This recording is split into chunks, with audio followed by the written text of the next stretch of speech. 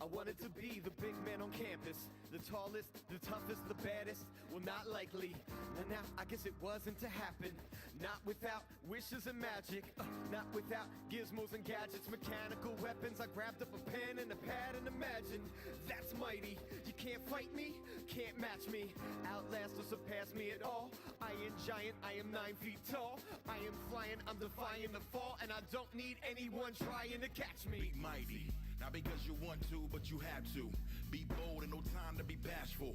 Grab life by the horns like a natural. Be sharp, be quick, and be agile. Never ever let a competitor catch you. Stay ahead of whatever is trying to pass you. Though it's not a race, sometimes that's how you gotta operate. Surgeon, precise and so determined. Walk on hot coals, ignore the burning. Pain is mental, prize forever though. Many will try, but most will never know. All the pressure of what's required. Just one robot with such desire. Stare into the eyes of the Goliath and tell him you will triumph, cause you are mighty. Like the rush of a river, cause I got a message that must be delivered. And here it is, yo, we are mighty. 71. 1,000 behind me that would tire the snakes and liars, misdirecting us to their desires. Mighty Morph, Mighty Mouse, Mighty Bomb Jack, Mighty Small, I invite them all to combat. Mighty, through the ups and the downs we are mighty. Through the smiles and the frowns we are mighty.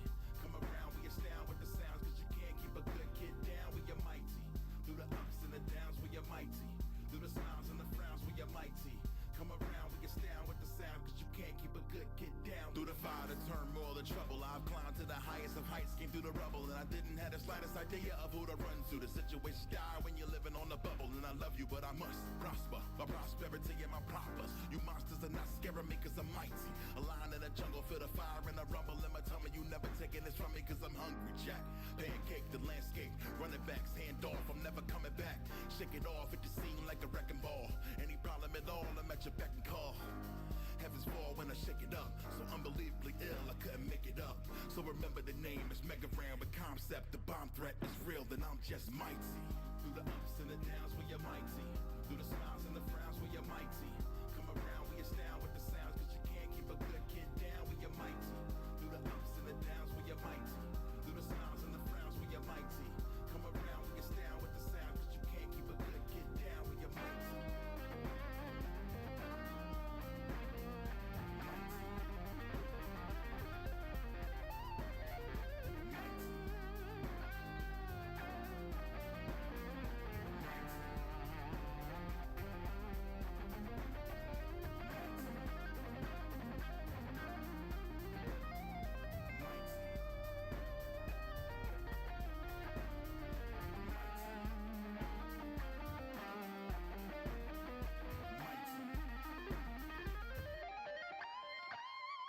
Mighty, through the ups and the downs we are mighty. Through the smiles and the frowns we are mighty. Come around, we astound with the sounds, cause you can't keep a good kid down, we are mighty. Through the ups and the downs we are mighty. Through the smiles and the frowns we are mighty. Come around, we astound with the sounds, cause you can't keep a good kid down, we are mighty.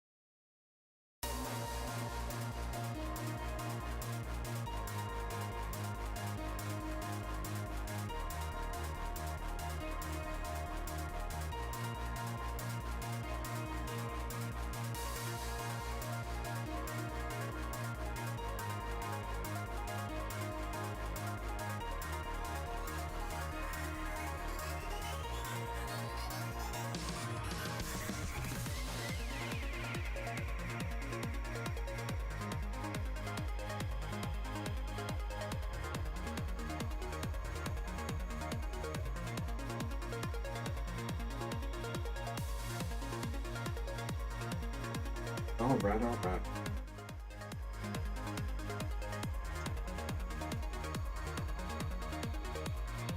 Hey, what's up, JR3? How you doing?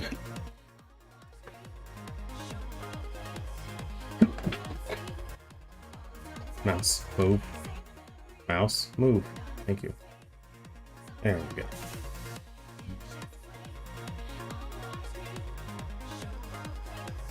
Long day at work. Yeah, I feel you. I feel you. I appreciate it. I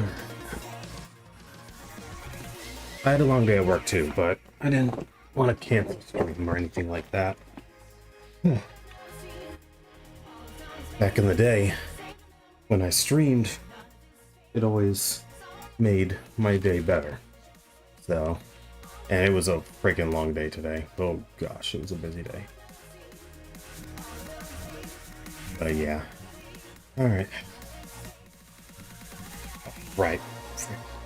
I don't have the,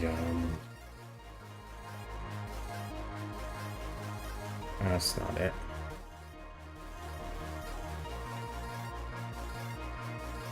I need my selector wheel. There we go. So anyway, hello and welcome. My name is Samuel Ray, and this is S Factor Sam. This is my weekly stream where, for the time being, I'm trying to establish a weekly sim racing, just casual racing session for people to come and enjoy some low stakes racing with a true variety of car classes and tracks in Automobilista 2, with grid slots filled by, you know, arguably the best racing AI in the genre. So that's kind of what I'm aiming for today. Let's excuse. Let's go ahead and select a class real quick.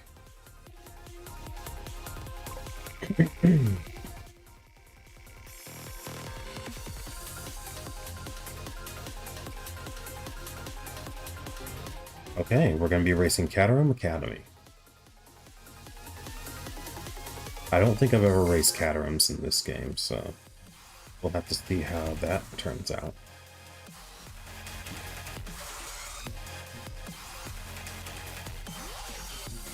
I guess since I've never driven them before, the Academy version is probably the best place to start. I was for a blue and orange livery, which this looks to be the closest thing. Actually, that is pretty orange, so this works. Pardon me.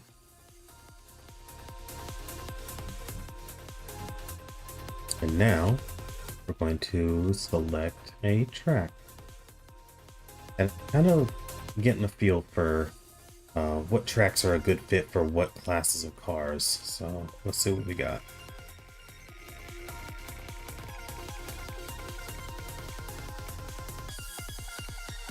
Alright, Velocita. So, let's take a look here. Read for Velocita.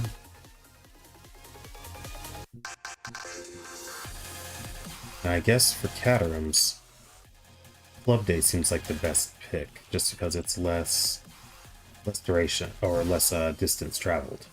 So we'll stick with that.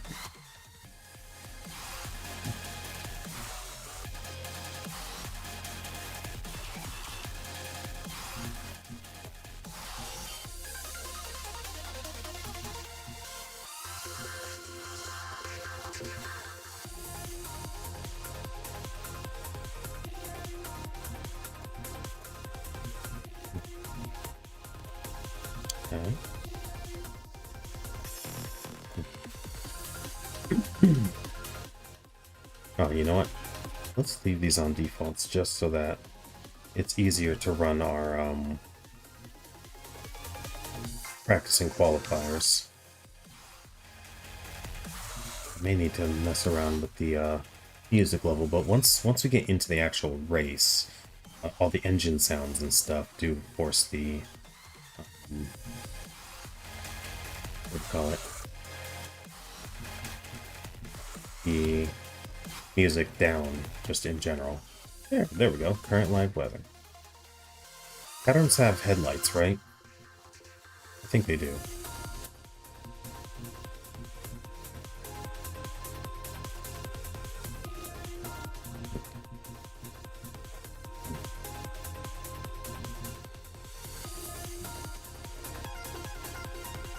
Opponent field type, same class.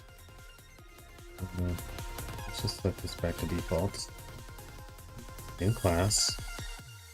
We'll turn up the aggression just so that the racing feels kind of exciting. And yes, we're gonna fill. I don't expect a whole ton of people to come in just yet. I'm gonna keep it at 5 maximum human opponents. That way, there's a lot of AI cars to race against. Actually, better yet, 4. There we go. That way there's 20 AI racers. Okay.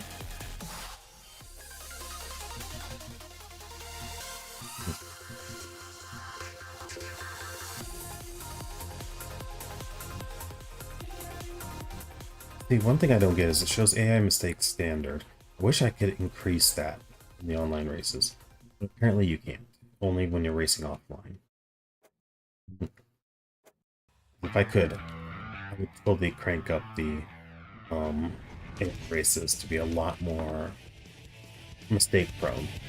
Then increase their speed a little bit and their aggression, and then you're going to have some real cool races. So, we'll erase all default setups and leave everything else on their default.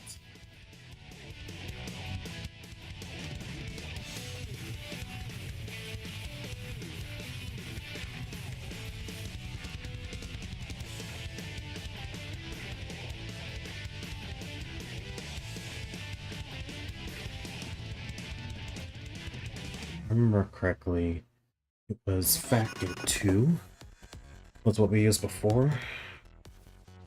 I'm gonna check it out real quick. I'm getting faster at setting this up, which is good.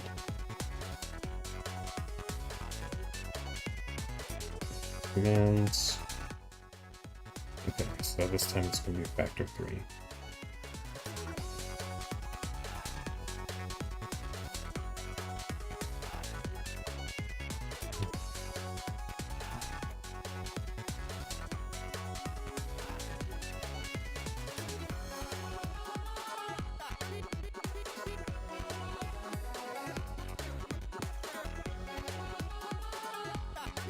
Alright. All set. Let's rock.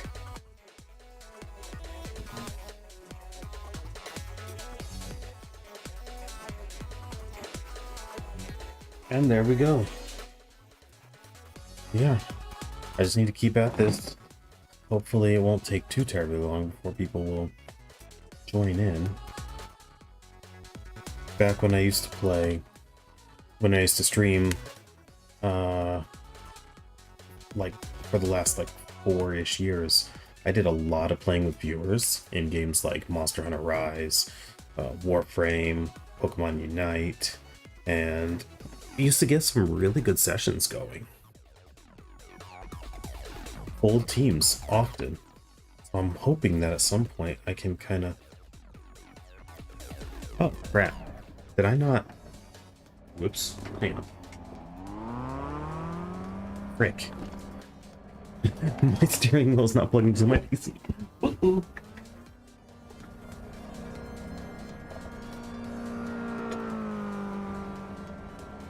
What does that start?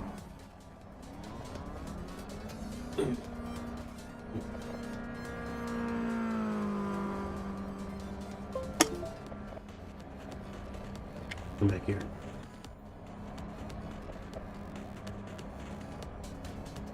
There's the PC setting.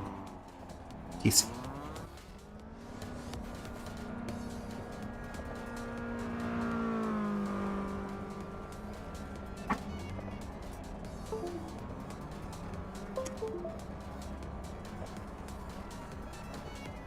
Okay.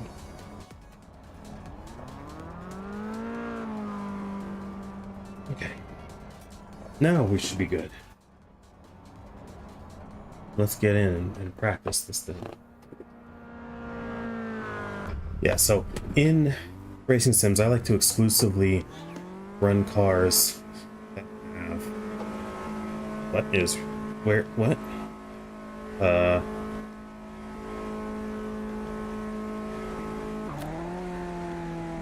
What happened?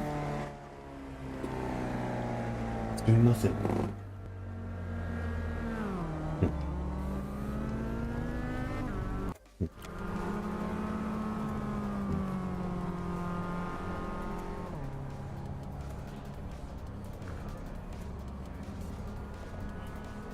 Uh-oh.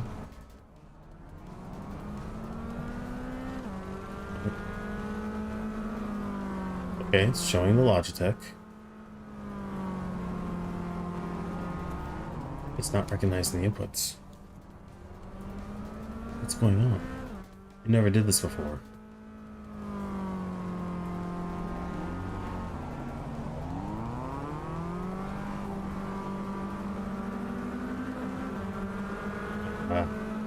What?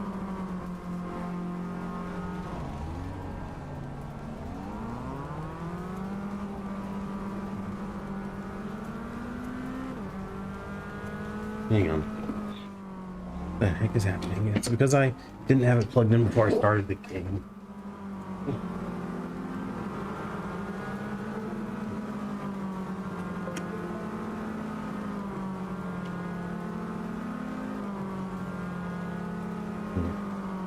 Come on.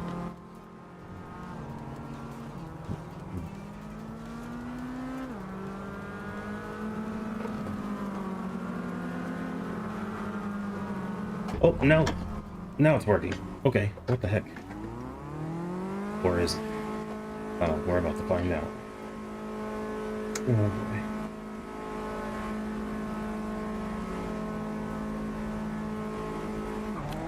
Nothing. Rick! What the heck? Okay. I gotta quit this session.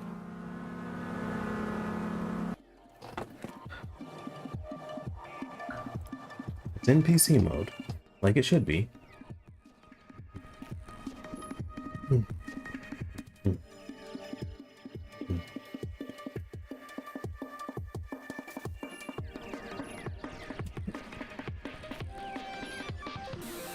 Wait this minute.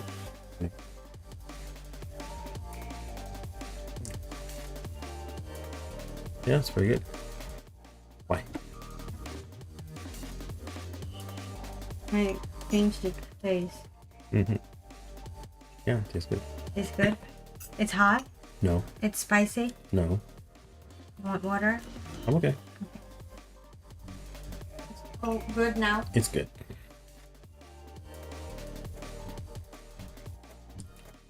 Is this working? Come on.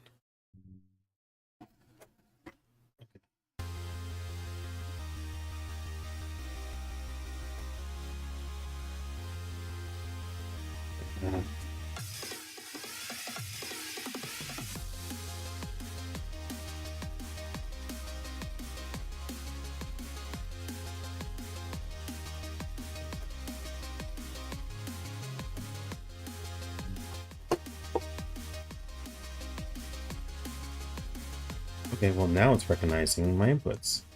So it just does, if you lose your connection to your wheel mid-race, it just literally won't.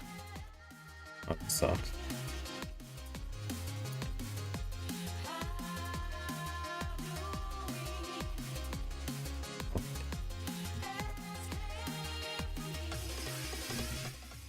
That sucks. Jeez.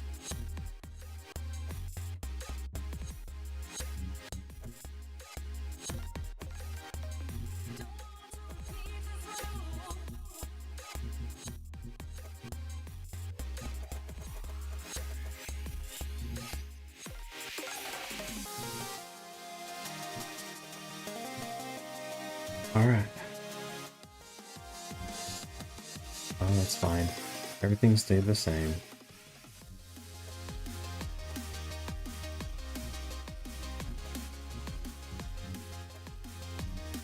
All right.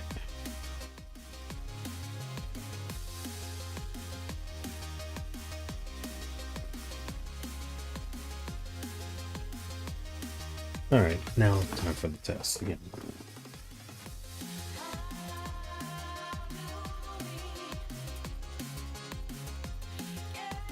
Hopefully, my voice sounds better. I fine-tuned my microphone settings a bit. More testing. Good now? Yeah. It tasted good before. Oh, that's my wife, everyone. Eve. Hello? Yeah, it tasted fine before. It tastes good now, but it tasted fine before, too. Love you. Alright, let's see if this wants to work. Yes, it's working. Hey, babe, can you close the door? How do I change my view? There we go.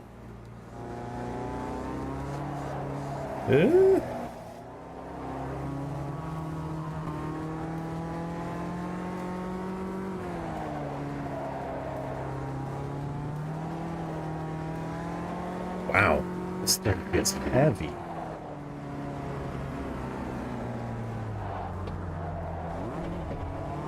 Woo.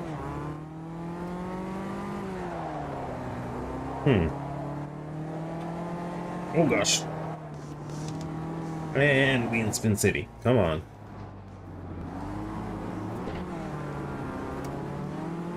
Oh gosh.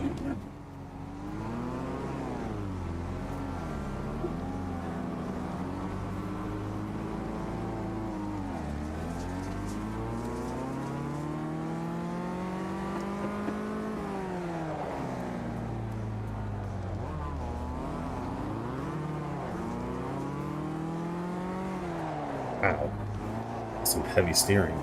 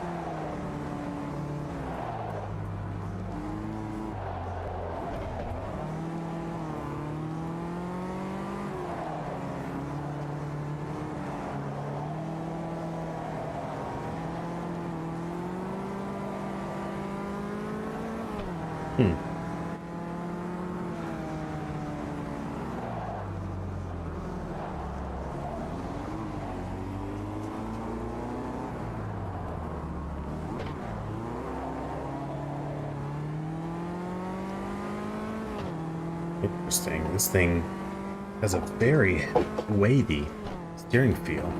Lots of feedback, lots of resistance. Rotation of the steering wheel.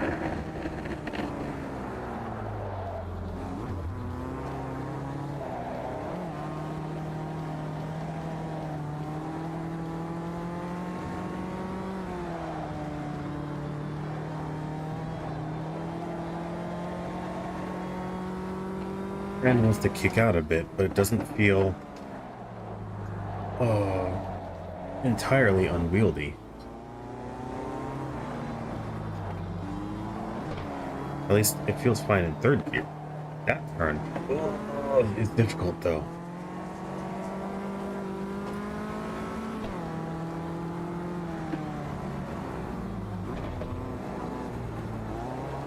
And then that blind corner.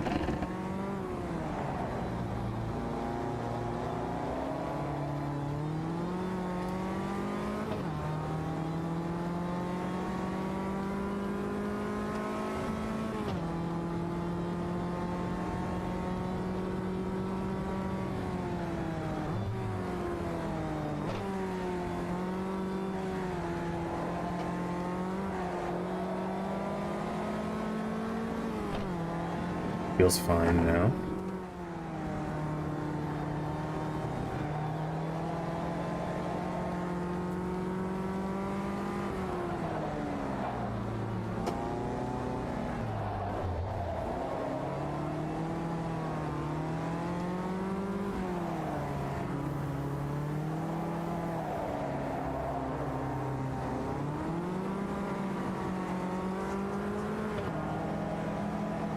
Very interesting.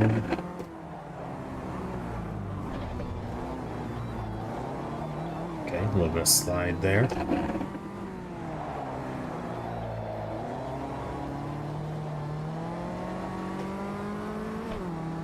Okay, okay. I think that was just long enough to get a decent feel for this. Very nice.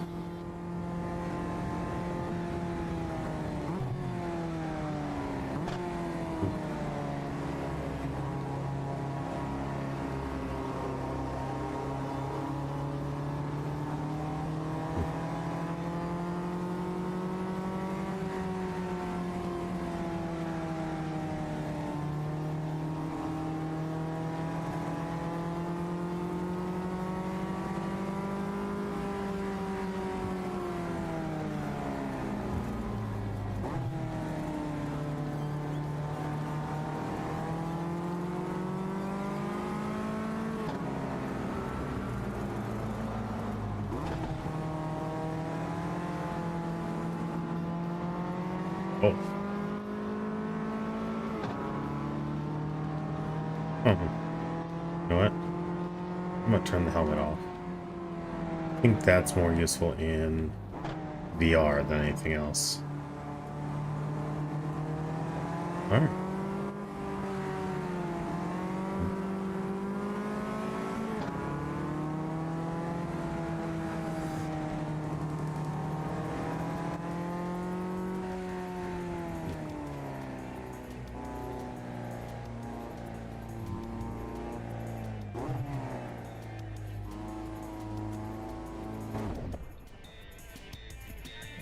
Alright, time for our qualifying laps.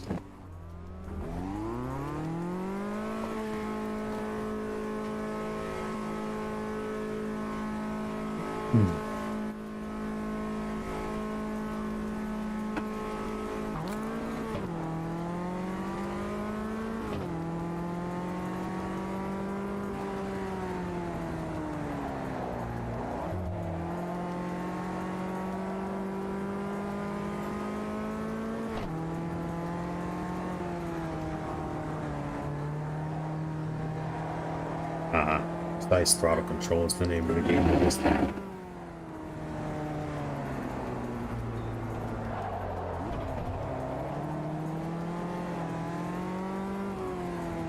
And being very gentle on the brakes.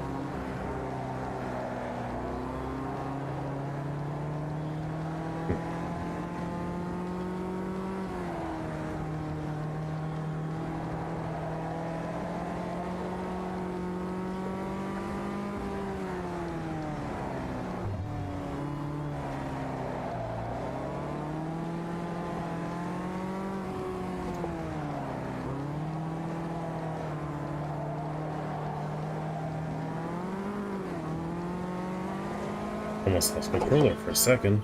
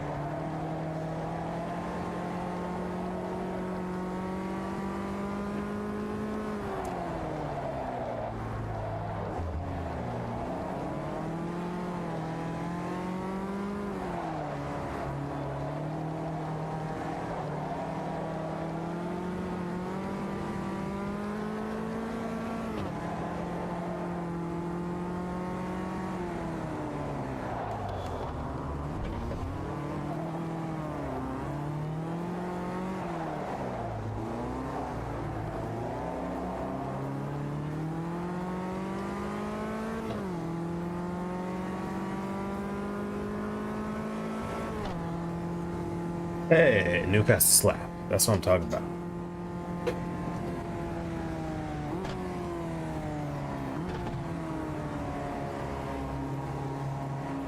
Okay.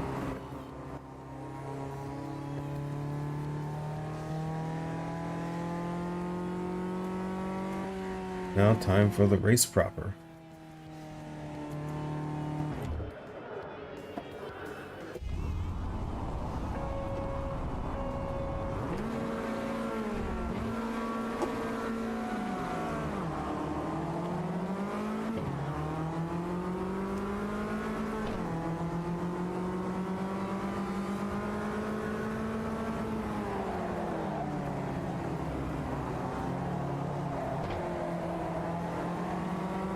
Oh, I actually qualified in first for once, even against the AI. Okay.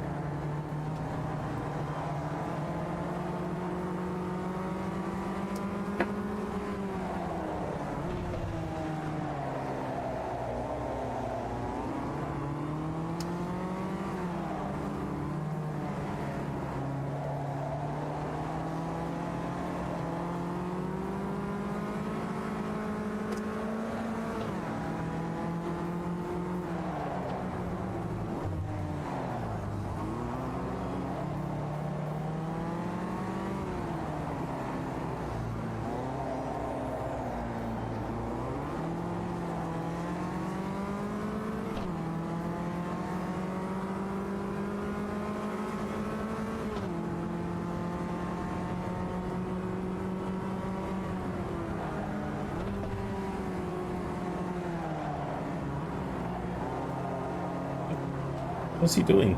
Diving up the inside?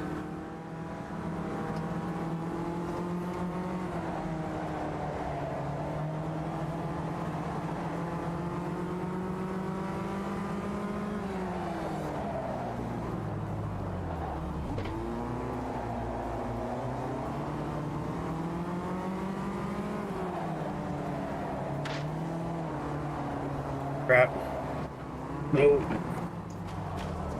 Heck. It's always something like this.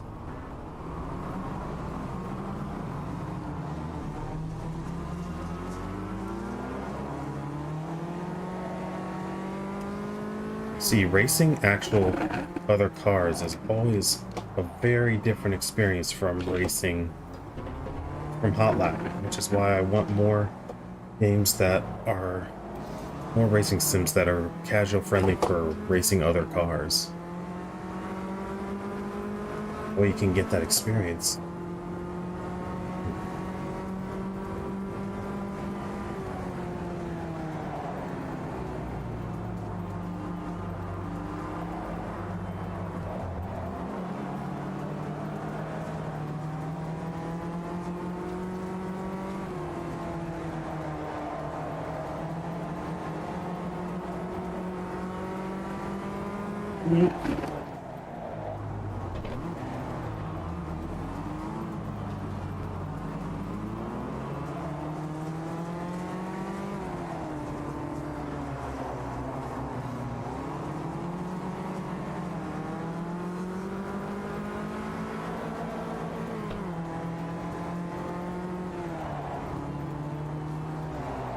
Eh.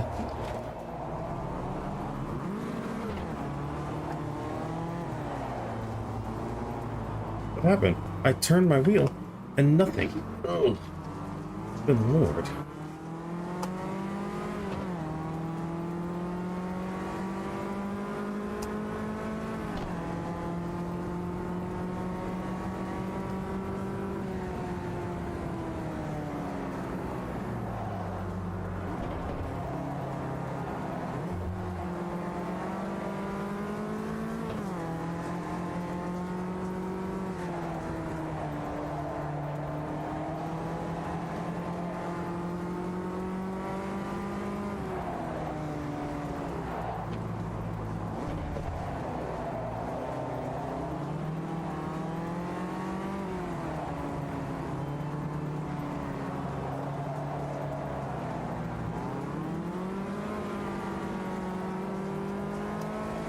Deal with the oversteer. It's the pattern. I don't think it would have oversteer.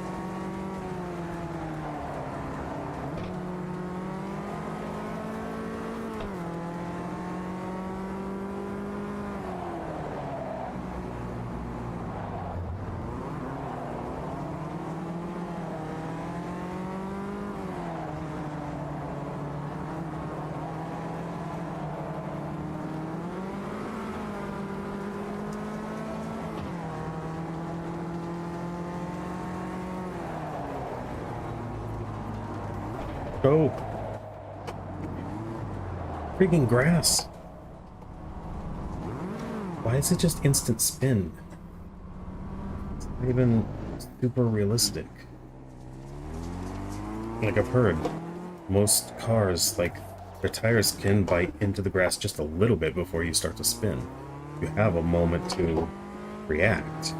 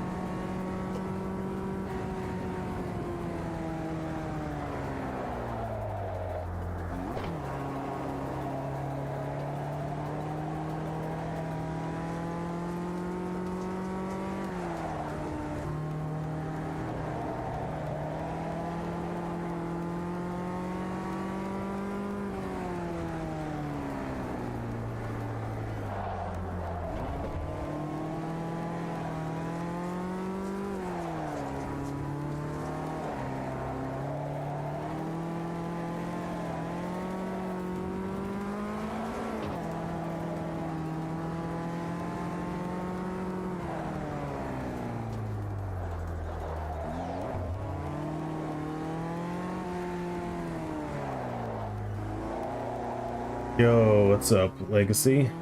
Doing okay. It's been a long day, so I'm a bit tired. And I spun early in the race, or just a few laps ago, so basically out of the race for the last 2, 3, 4, whatever laps.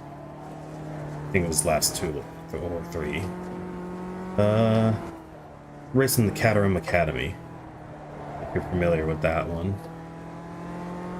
I've never driven a Caterham before, but yeah.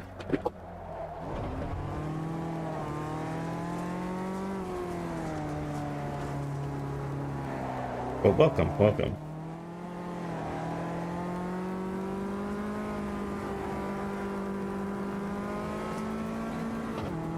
Yeah, I get that.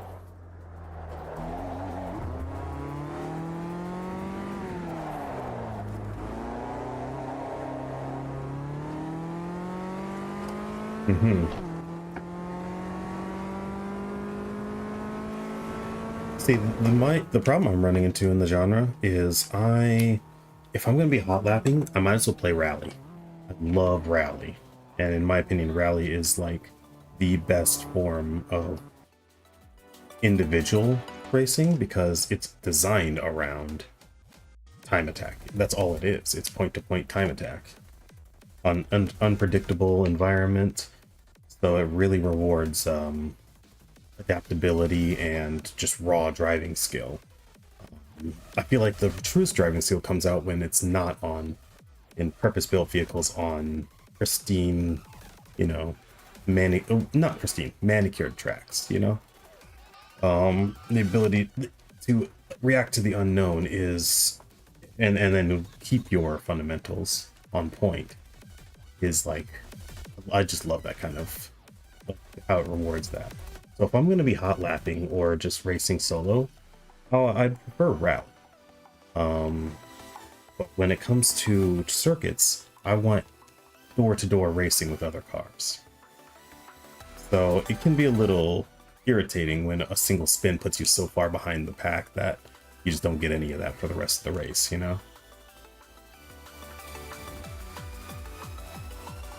But that's just me. I'm gonna pop over to this.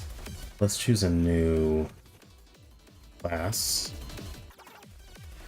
This is Automobilista 2. I picked it because it is the best peer-to-peer hosting that I've seen so far. Particularly because you don't have to set up a server, and then you don't need and you're able to have AI in the can't even complete a lap in that thing. Yeah, I mean, I have the very lightest of assists on, just to not stability assist, which is why, as you could see, every time I touched grass I spun out. And since I don't have the best pedals, it's kind of hard to like this is the Logitech G923. If I had some active pedals, I'd probably be much better. It would be easier to be more precise with my pedal work. But this thing is not the most precise just by its design. So it's kind of hard to race without mild, at least the lowest level ABS and traction control on. But I don't do stability control. I want my steering to still matter, and I still want my pedal work to matter to an extent, of course. To the extent that's realistic for, you know, the highest of the entry-level gear-driven wheels. Formula Classic Gen 2. Let's see what we got.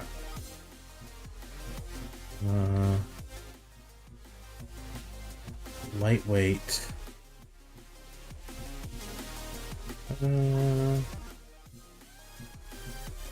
Where's the way? Oh wait, this has adjustable turbo and a boost button? I don't even think I have those buttons allocated. Wow.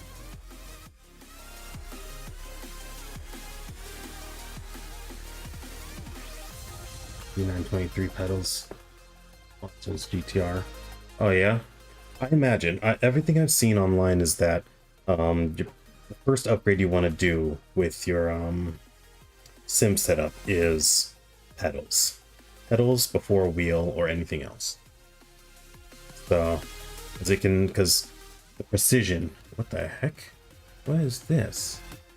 The precision of the pedal work makes all the difference, basically. It's kind of like in real life, the first upgrade you want to do to your car is the tires, right? It's not the, it's more understated than most people think. It's not a flashy change, but it makes the biggest difference in your performance. So, yeah.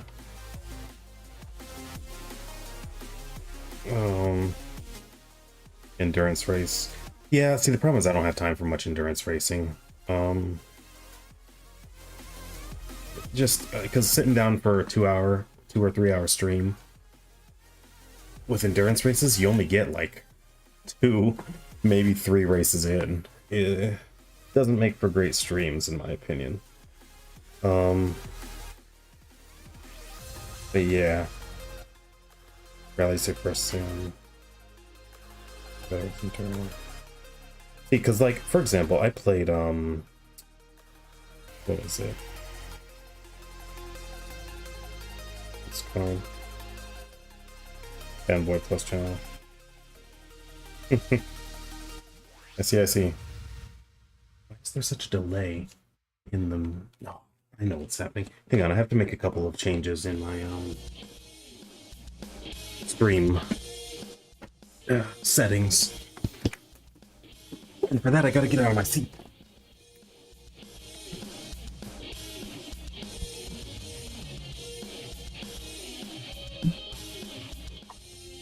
But what was I saying before? Yeah, if the first thing I will upgrade if I can is pedals, for sure. Nobody watching. Well, yeah, endurance racing makes for better YouTube videos rather than streams, in my opinion. That's why I'm leaning into AMS2, because it has the best racing AI from what I've seen. The AI are able to behave almost human-like. They can actually make mistakes, which is freaking impressive. And not like mistakes in a super scripted way. Like, it seems almost organic. I remember one time while I was just stress testing my PC and my dual straight PC stream setup while recording. Or not recording, I was doing the fake encoding, the broadcast testing on Twitch, where it doesn't actually push the stream out to viewers, but it still encodes as if you're streaming. So I was running that and just testing everything before I started streaming AMS in earnest. And so I just had a bunch of AI racing, a full grid of AIs racing in, what was it, GT Classics in this. So that's like the 964 race car version, and I think it was like a Camaro Stingray race car version from the old like retro, like vintage racing. And while I was just testing everything, all of a sudden I see out of the corner of my eye a freaking pile up. And I'm just like, wait, what? someone actually screwed up, and it was just a full-on pileup. And I'm just like, oh wow, the AI can actually screw up big time, which you don't see very often. So yeah, and then this is one of the rare sims where when you're hosting a lobby, you can actually fill grid slots with AI racers.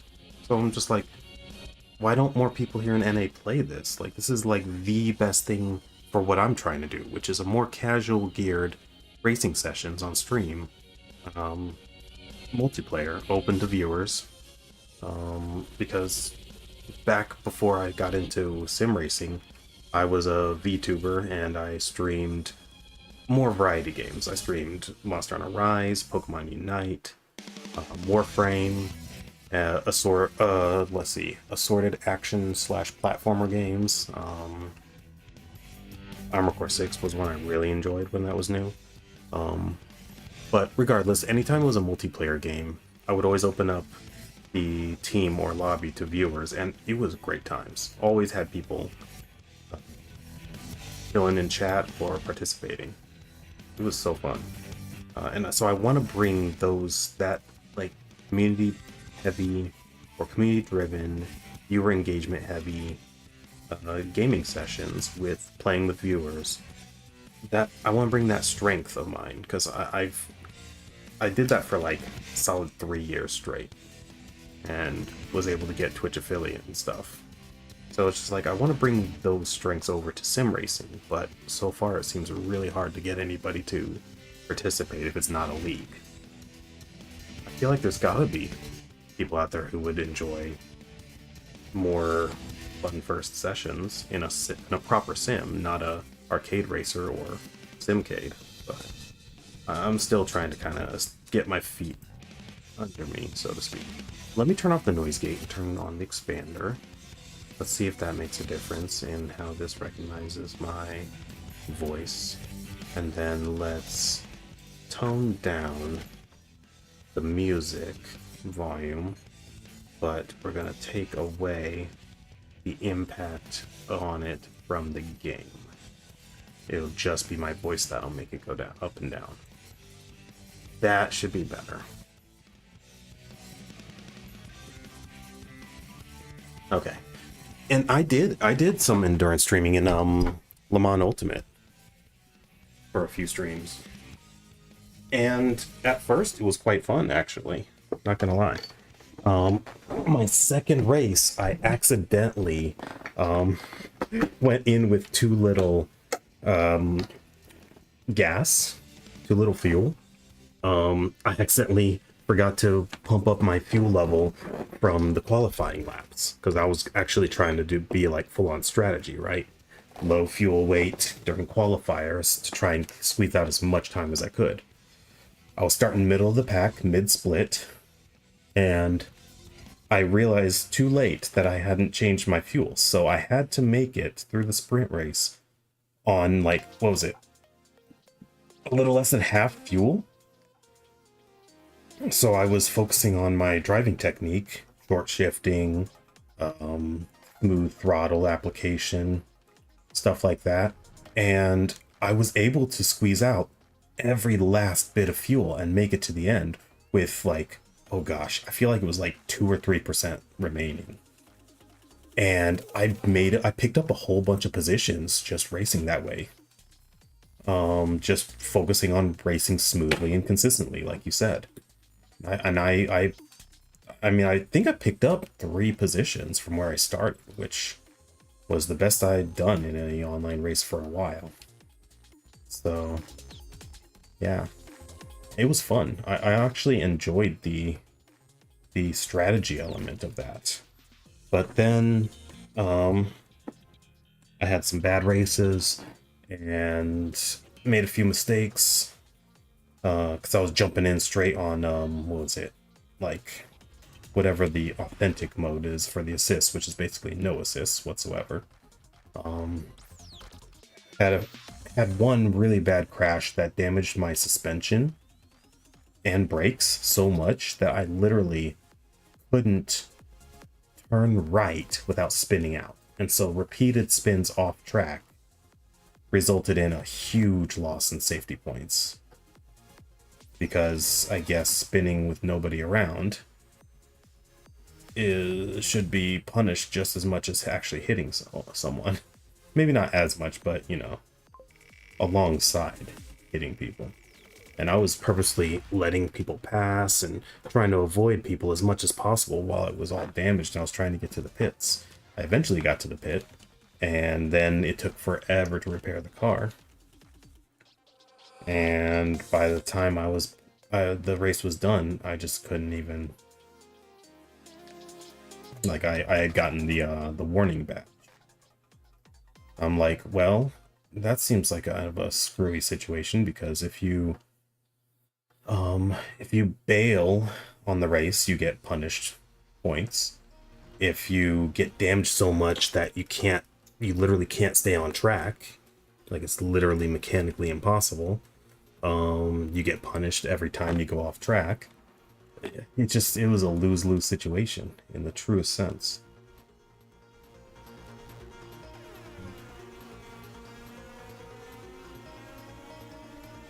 So it put a bad taste in my mouth. I haven't really touched the game since. Because I don't want to have to grind safety rating points by not racing in a racing sim. Purposely not going for racing for position in order to prioritize safety points just to bank enough up that a mistake or two won't get me temporarily banned from the game. Like, that's the antithesis of the whole point of even buying it. You know, I don't buy a racing sim to not race. To just hot lap around until I have enough SR that I have a safety net. Yeah. I don't know. So that was a little disappointing. I heard they're working on an AI steward that is going to attempt to discern fault. That way it's not a no-fault system. And maybe I'll wait until they have that worked out. Okay, what was I gonna do? There was one thing I was gonna do. What the heck was I gonna do on here? Oh, that's right. I was gonna look at my controls. I was gonna see if I have a boost adjustment or boost button set. Okay, so I do have a boost button. And I think it's... Nope, that's not it. Why is that set to reset car? Let's replace that. Okay. So where's my boost adjust?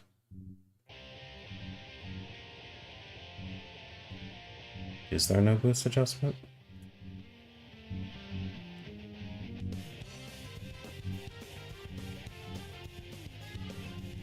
That's not it.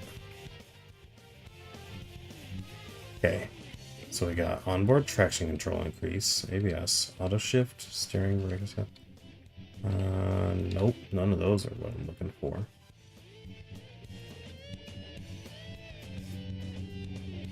Differential power payload, brake bias, fuel. It's not fuel mapping. Is it ERS mode?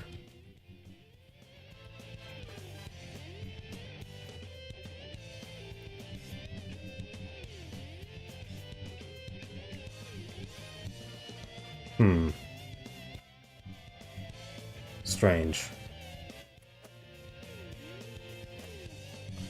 This says on the Formula Classic Gen 2, this thing says that has adjustable turbo and a boost button. I don't see any option for adjusting the turbo.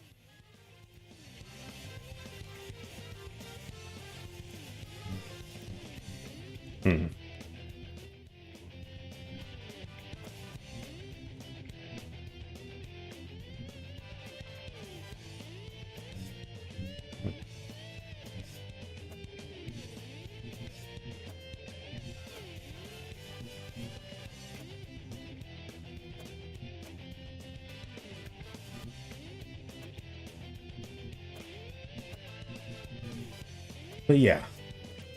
Anyway. Oh god, what happened? What'd I do?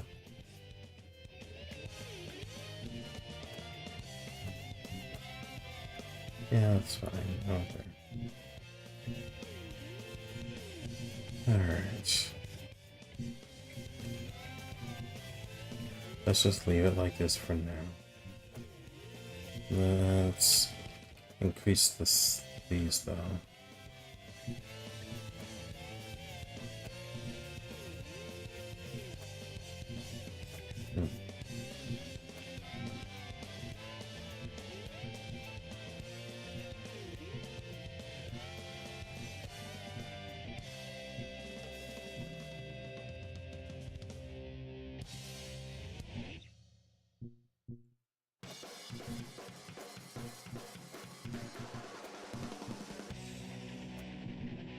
And then random. Okay.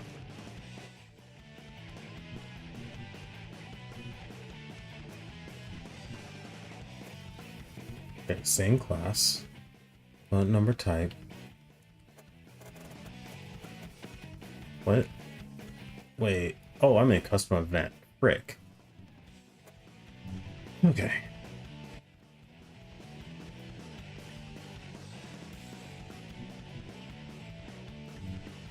No wonder it didn't look right. Like, what is happening?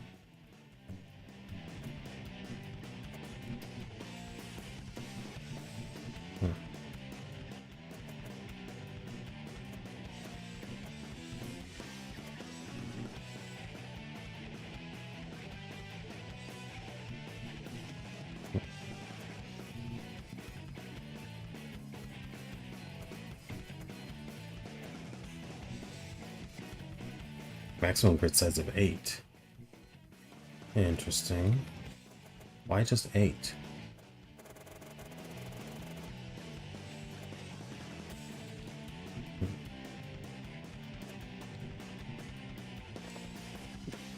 Maybe because that's just the maximum amount of liveries, I imagine. Okay.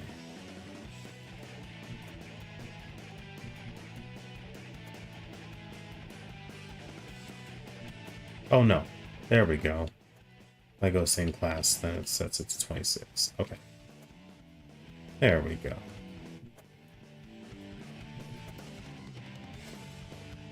Very good, very good.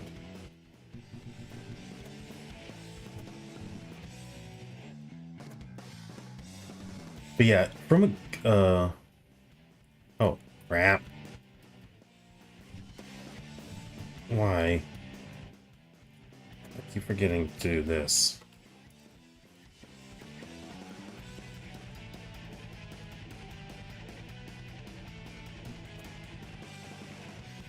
There we go. Alright, let's freaking go.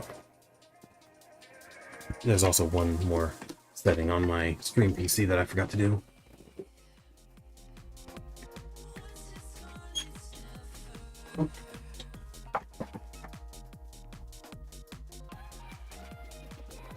Now, something I find interesting.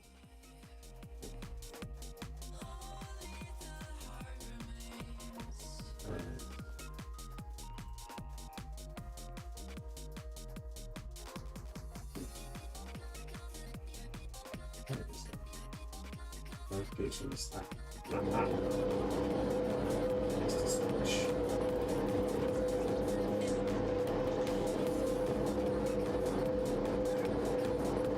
Perfect. Alright, alright.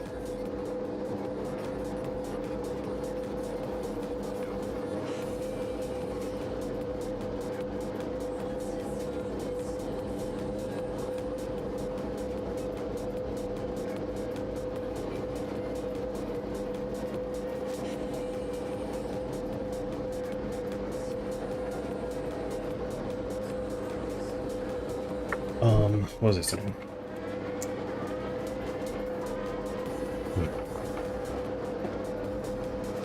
Alright, let's check this out.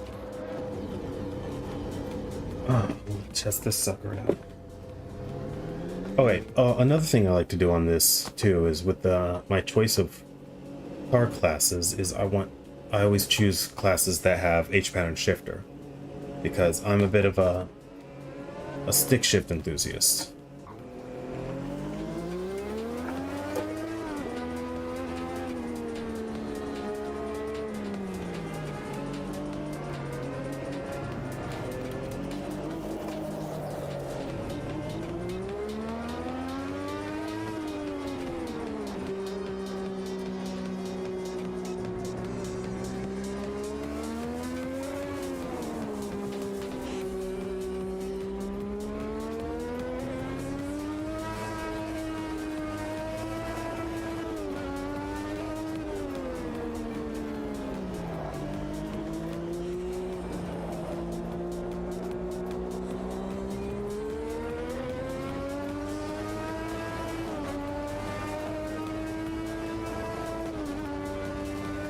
Ooh, that's a nice straight.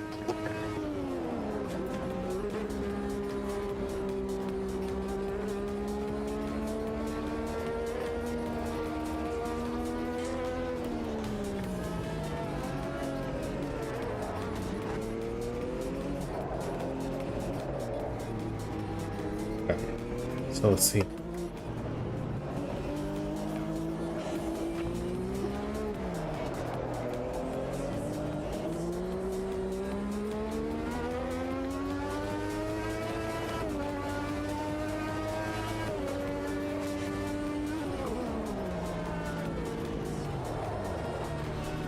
Oh crap.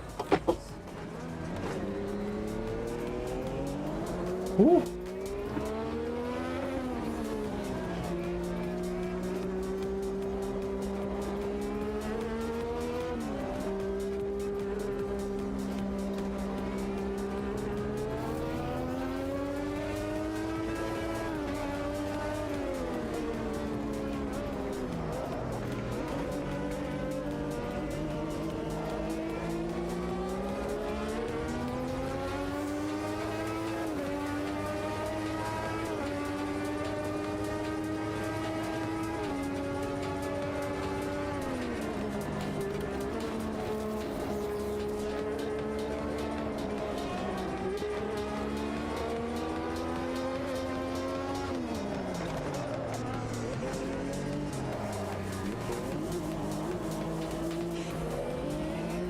Ooh, I couldn't see where I was going. Okay. So how does this boost work?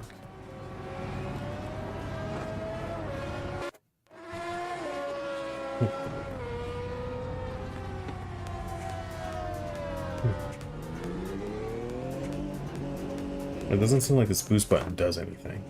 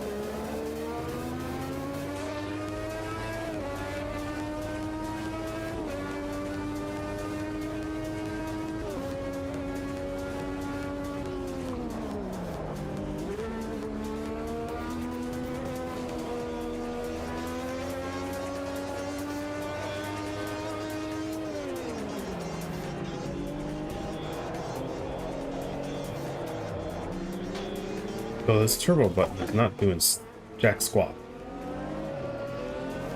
Oh, bro, what are you doing?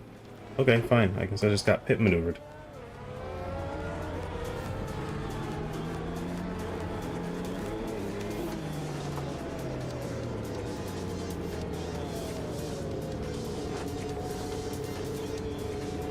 Control. Okay.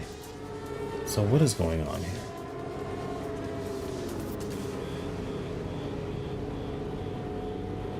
Maybe it's this?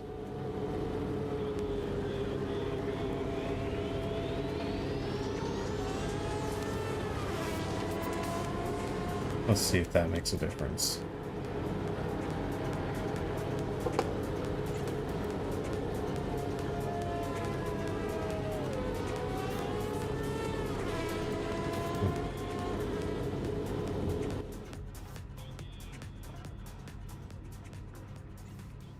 But yeah, oh yeah, I was going to go off what Phil said about nobody watches endurance streams.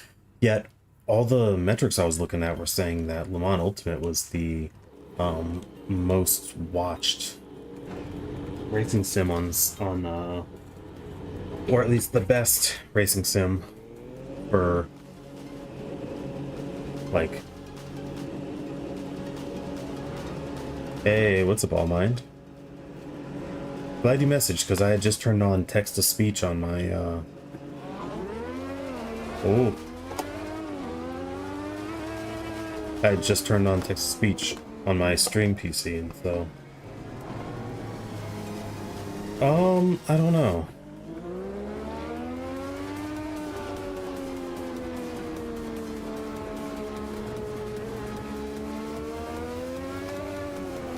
Oh. Oh no. Okay. We're good. We're good. We're good. Okay, so I need to...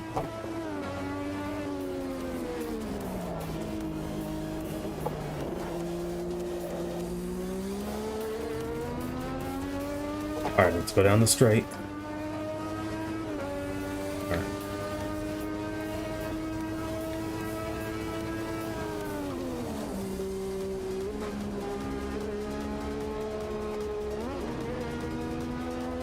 Okay, slightly banked turn.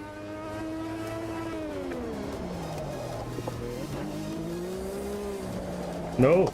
Ah, dang it. Okay, I don't understand this thing. It says that this car has adjustable turbo and a boost button, but my boost button does nothing.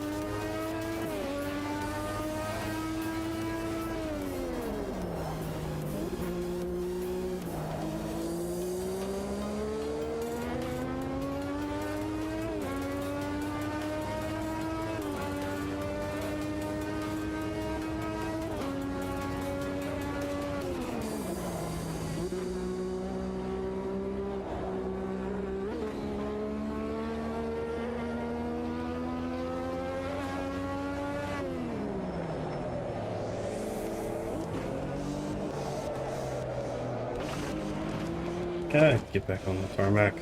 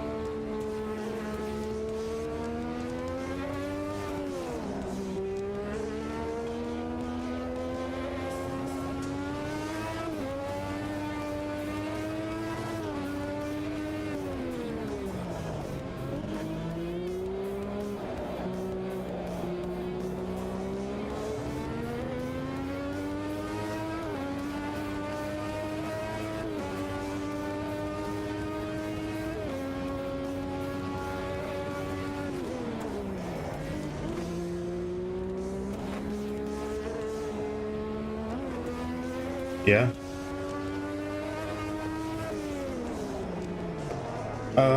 Honestly, I've lost a lot of interest in playing like shooter type games for quite a while now. Oh no, I think my shooter phase was back on the Xbox 360 really. And I had some fun with the first Destiny.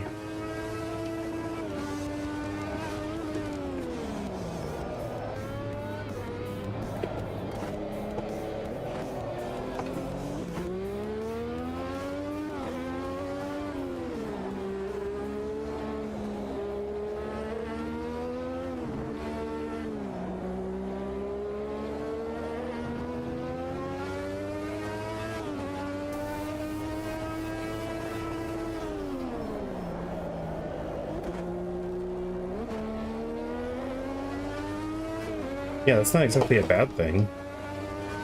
Variety. Variety's the spice of life, right?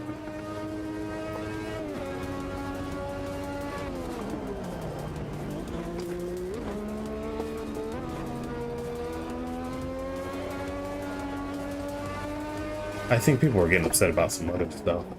based like behind the scenes. I can't speak.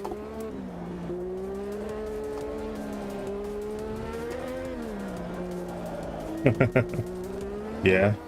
The first Destiny was great, in my opinion. It gripped me for quite a while. I remember hopping into the what was it? I remember playing the beta. The first online beta for, was it beta? It was the closed beta for Destiny. And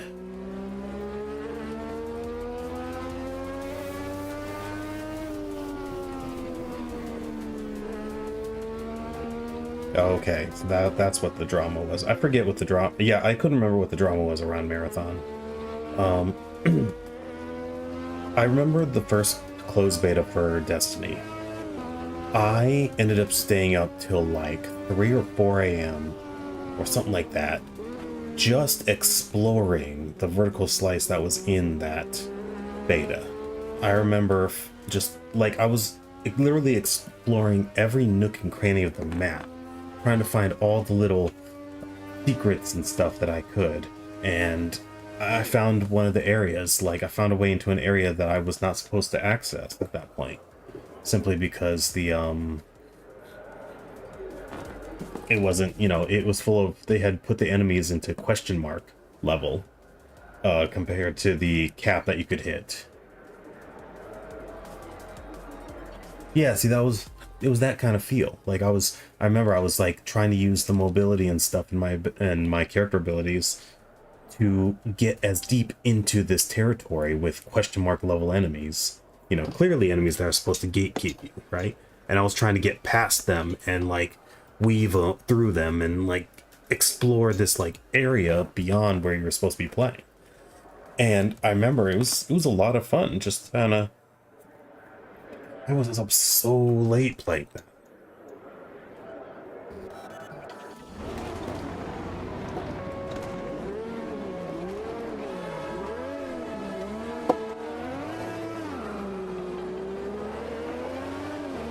So yeah, it was freaking fun. Oh gosh.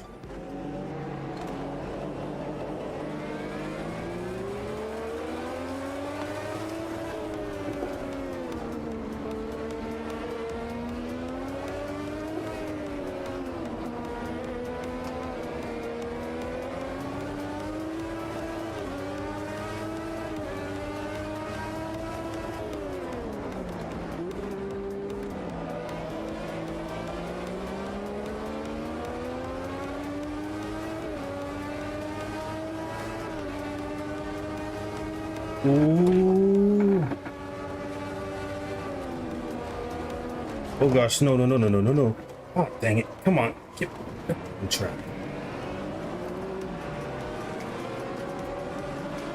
Let me back up. God dang it. Why is it every time I get into a proper race, I just gotta let spin everywhere?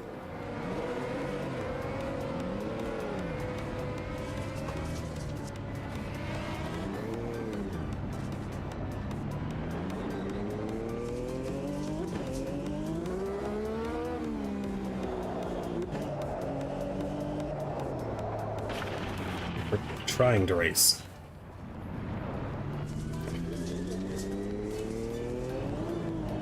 To be honest, this is why I prefer racing road cars. They're just, in general, more inherently controllable, and slower racing allows you to be a bit more aggressive in your racing without ruining your whole race or the whole race of someone else for a small mistake. But no Sims ever want to give road car racing, other than perhaps Gran Turismo and Assetto Corsa Evo, which, oof, if you want to hear my thoughts on that, I actually released a video on YouTube recently talking about my thoughts on that and just the genre itself, the kind of the genre devs collective, well, not just the genre's devs and the community and like player bases, collective mindsets on things like career mode and offline single player content. But Evo was literally primed to be like, to do what no other, you know, realistic racing sim had done. And like,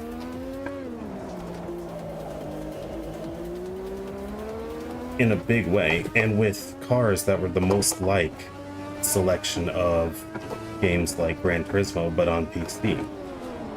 Like, honestly, Gran Turismo 7 was on PC, I probably wouldn't need any other racing game. At least not a racing sim. Or Simcade, or whatever you want to call it. Sim adjacent. I love the car selection and variety in those kind of games. I like production cars. I like racing cars that are closer to what normal people like myself could possibly aspire to drive, but driving them to an extent that you, to a level that you never could on real roads, right? To me, that's the most fun part of racing games and sims.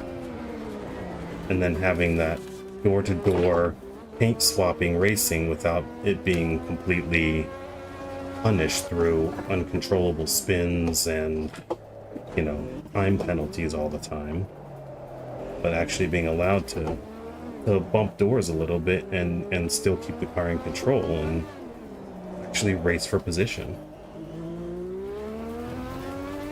Series like Miata Cup, or a set, of course, of Evo's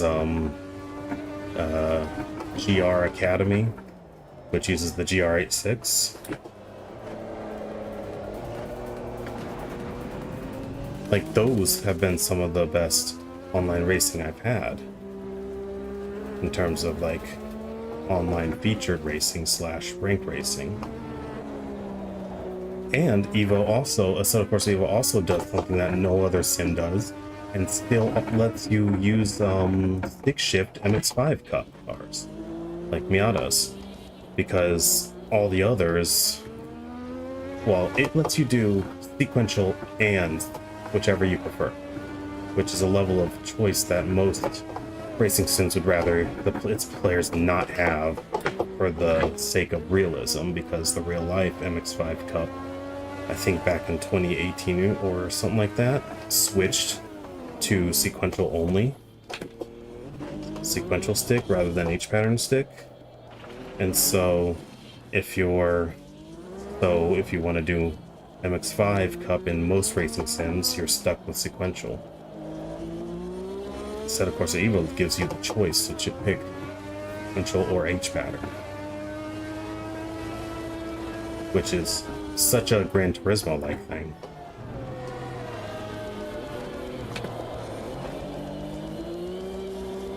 Again, like I'm pretty sure I say it in my video, but variety is what lacks.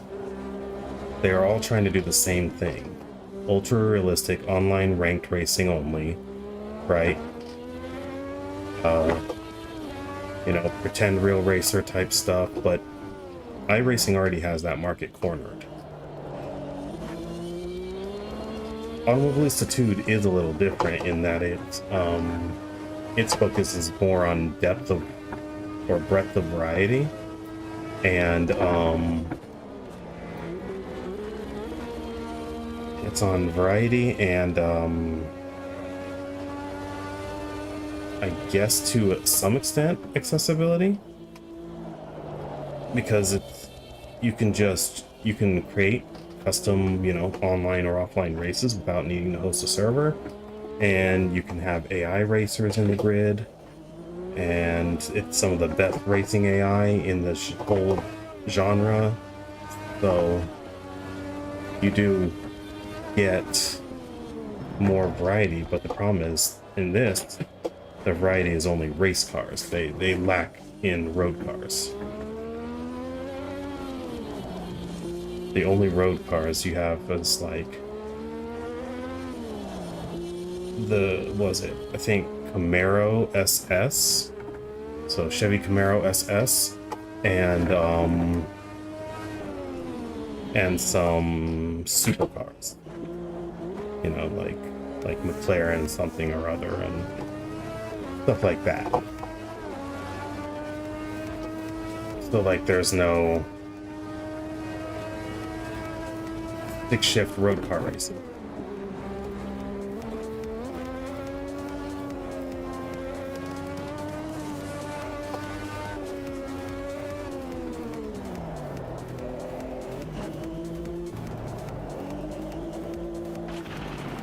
Yeah, see, that's another problem with these kind of cars. If you're not moving, they're so powerful and their aerodynamics are designed to apply so much downforce, because without it and the amount of power these things have, they would be flying off the track due to the lift that's applied. But because of that, once your car is not moving forward completely smoothly, that's what happens. They can't grip. They have no grip unless you're going nose first. If you get the slightest slide, the aerodynamics completely stop working, and that's just by how physics work. So you have to always be moving forward for the arrow to help you achieve downforce and stay planted without sliding. As soon as you go sideways or start spinning, it's unrecoverable due to that. Another reason I prefer road cars and low power racing is that ability to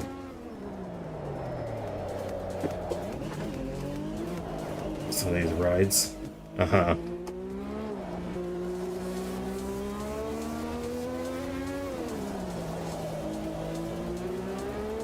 Like, I wish there was a sim street racing game like Toge or something. Like, give me a Toge game with realistic physics and the ability, you know, you start with a low-level car, and you know, like I don't know.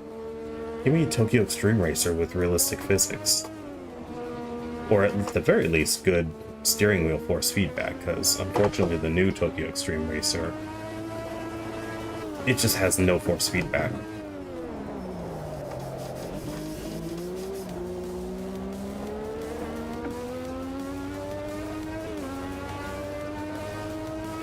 Yeah, the menus aren't all that important to me anymore. I mean, I've played enough games and experienced enough of that for me not to care all that much.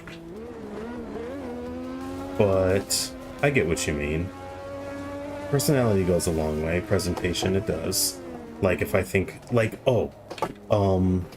there's somebody who's making a mod for Assetto Corsa to essentially turn it into a Gran Turismo style game. And then they recently released an update video showing off their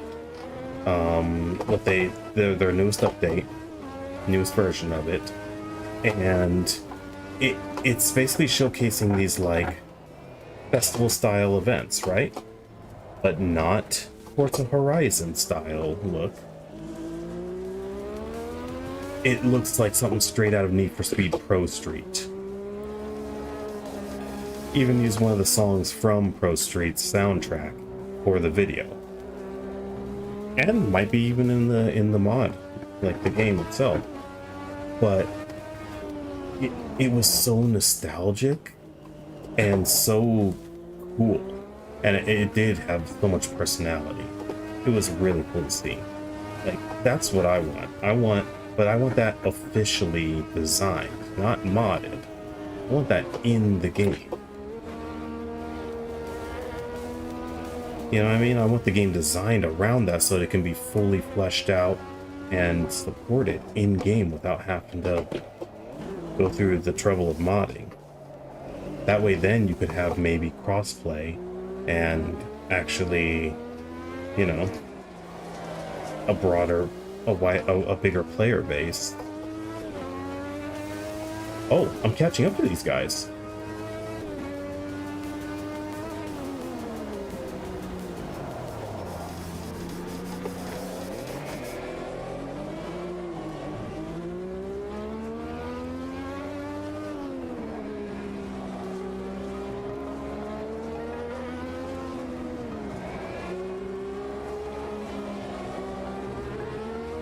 Oh man. The last lap.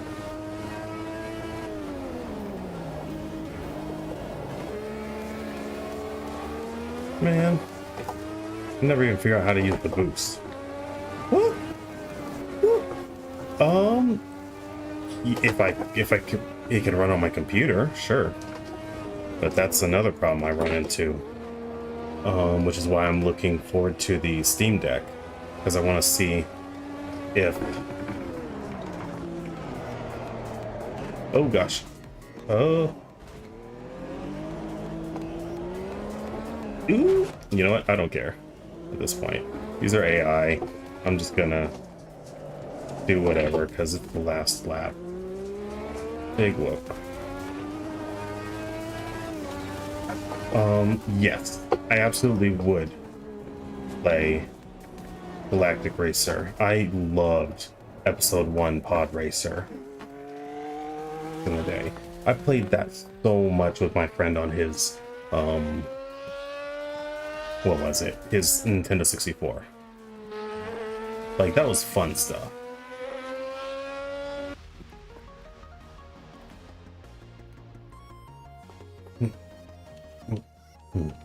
It was, I remember it being surprisingly fast-paced, too. Pretty frenetic. Like, it was more along the lines of, like, F-Zero than anything else. It was really quite fun. So yeah, if Galactic Racer is good, I absolutely would be willing to play that. And if it runs on my PC, because the problem is my PC doesn't run many current gen games. So if the Steam machine comes out and it's a decent price, you know, it's a reasonable price, then I'll probably try to get that. And then I can just repurpose my current gaming PC into my stream encoding machine. And then my laptop that I'm currently using for stream encoding, I can use as, like, you know, for server hosting in various games and sims. But yes, if I can run it, I will play it. If it's good. I'll probably be a little hesitant. I'll probably hang back and wait to see what some trusted reviewers say. Burnout start. I see. Huh. I mean, Burnout's fun. I have Burnout Paradise on my my Switch, and that was actually one of the games that kind of got me back into racing games. So, yeah, I'm down.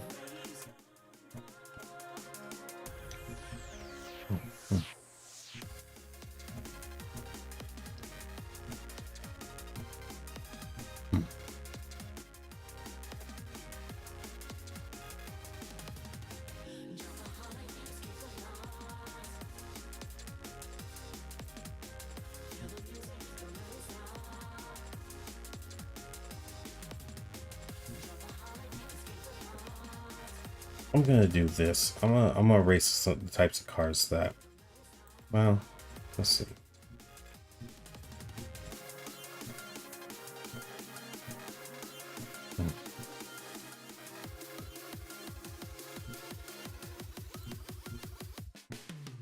Yeah, let's do a GT Classics. I'm just gonna pick up stuff that I want to pick.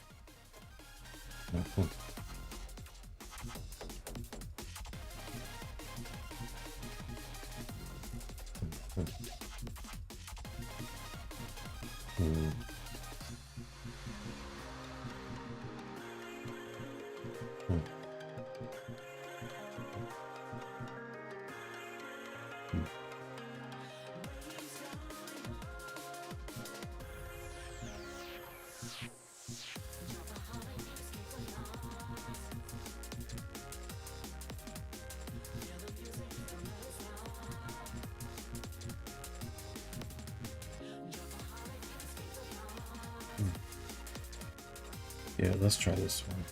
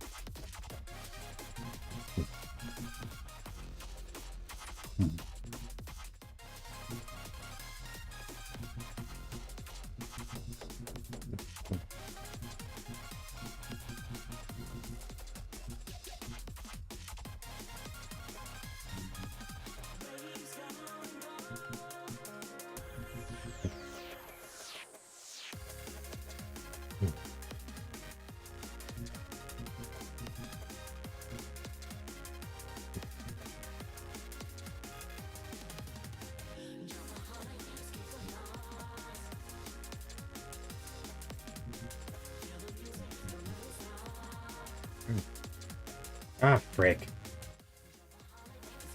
I forgot to set the lobby settings again. I keep forgetting that.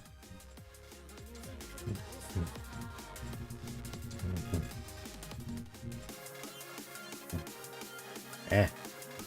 What?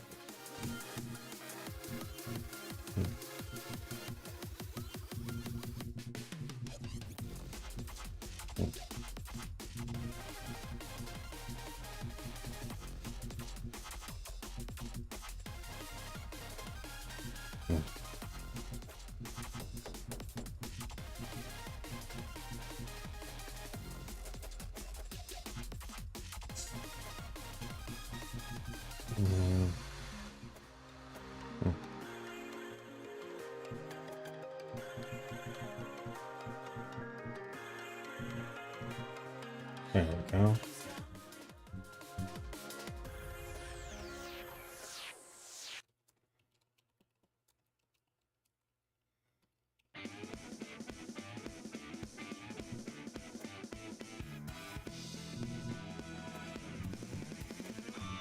Now, so.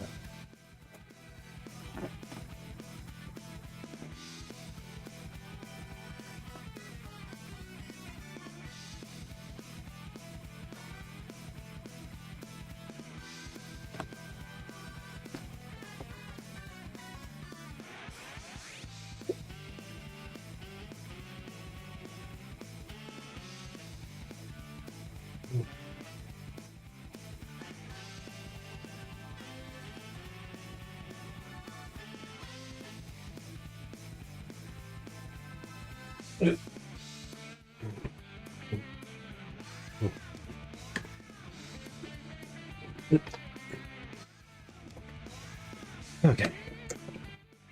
I had to change my ceiling fan. It was getting hot in here. Had to turn it up. Alright.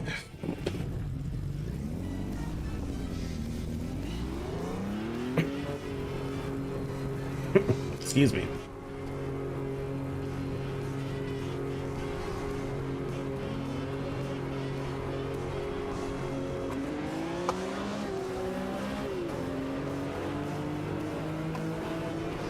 Whoa, I was not expecting that. Okay.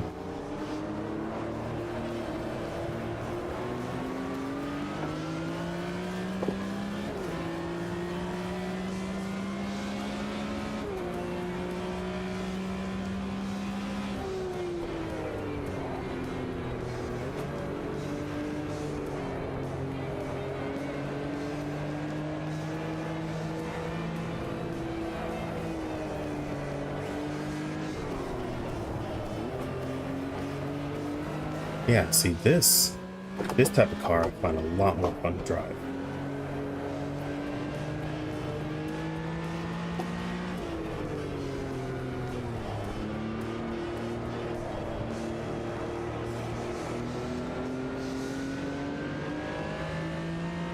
It's still got some challenge.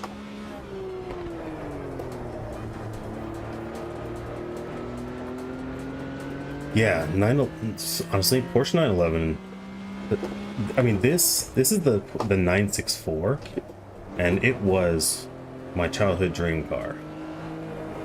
The 964 generation Porsche 911 Turbo was my childhood dream car.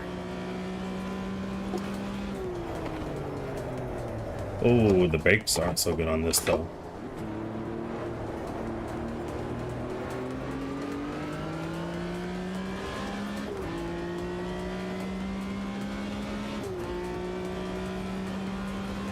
And there is something about Porsche driving dynamics that is so interesting. Especially considering how they managed to make such a well-balanced rear-engine, rear-wheel drive car.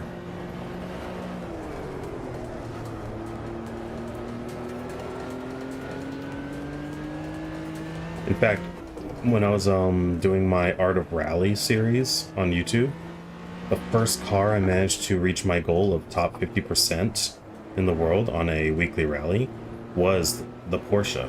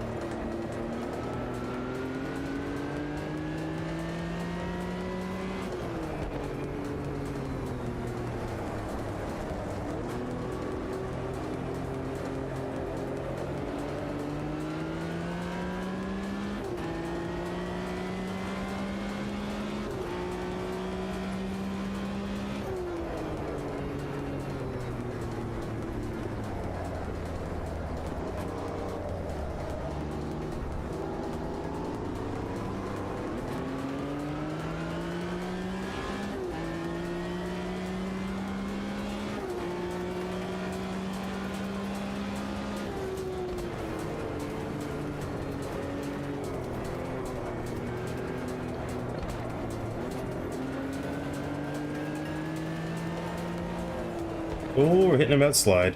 Okay.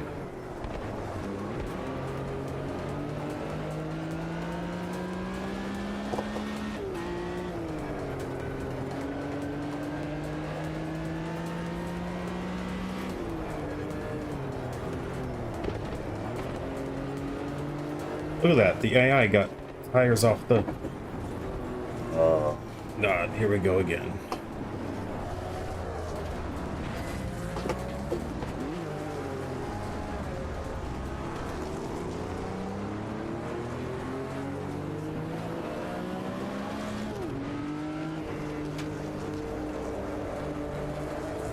The way the gravel gets kicked up and stuff, and you can hear it on the underside of the car.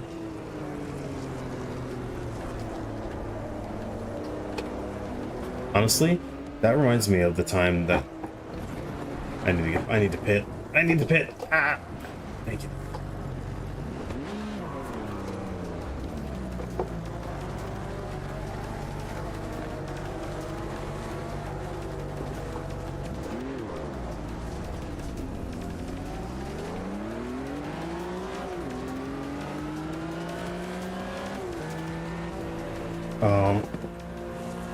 So the pit.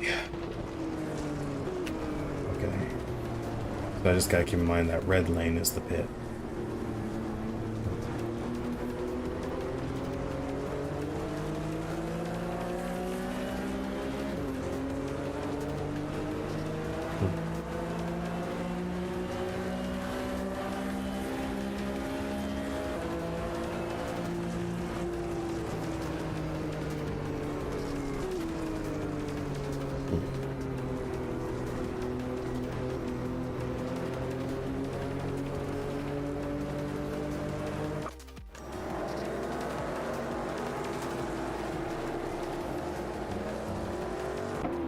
Oh, some cars still going.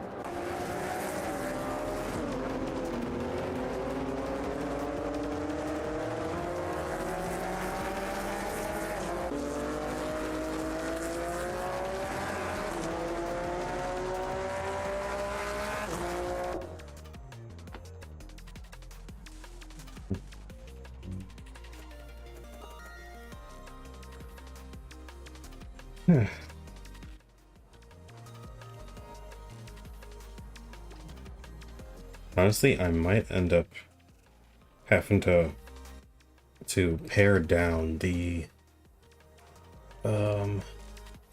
my random select wheels. I might have to narrow down the types of cars that I race. Like honestly, I might have to stick more with like historic GT and touring cars.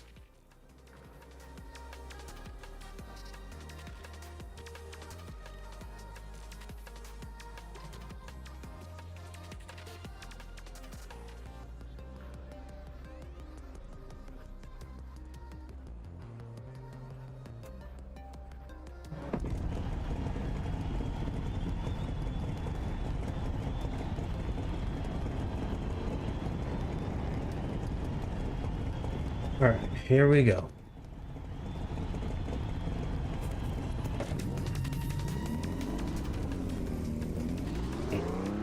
What's the qualifier, right?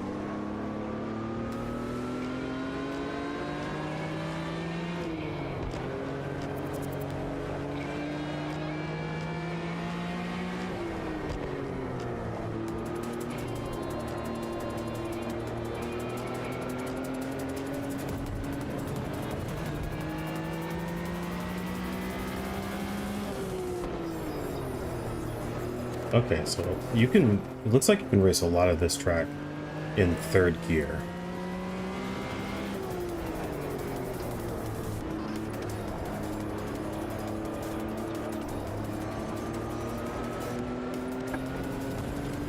Come on, get back on the track.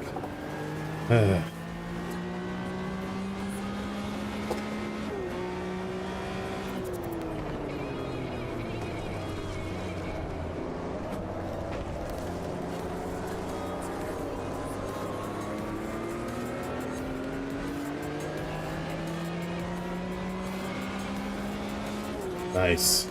Isn't so? So what even is Motorfest like? My only experience with the crew was playing one of the betas for the Crew 1, and it was a lot of fun. Ooh.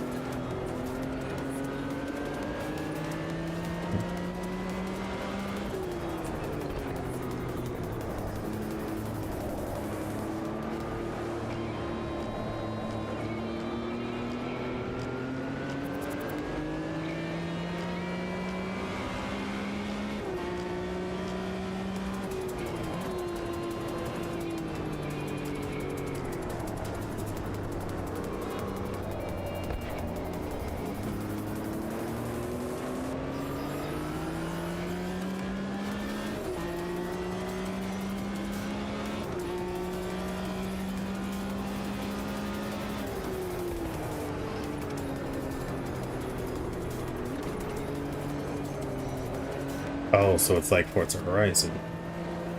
They're just passing out supercars and hypercars like candy.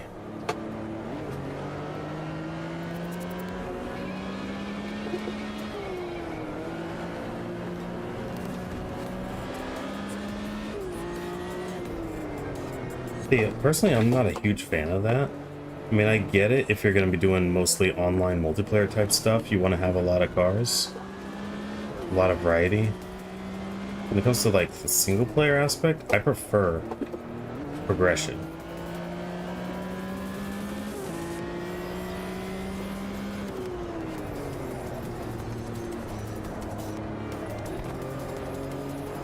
I like more of the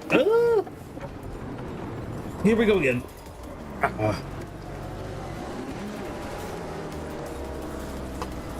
Yeah, and it's like, why buy any cars if you're just gonna get handed supercars and hypercars, right?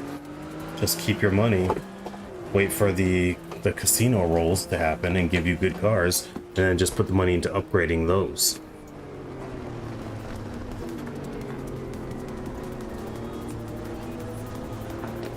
That's why I never bought Forza Horizon 5, because it's like it was the ultimate example of that. No? So you're just playing single player.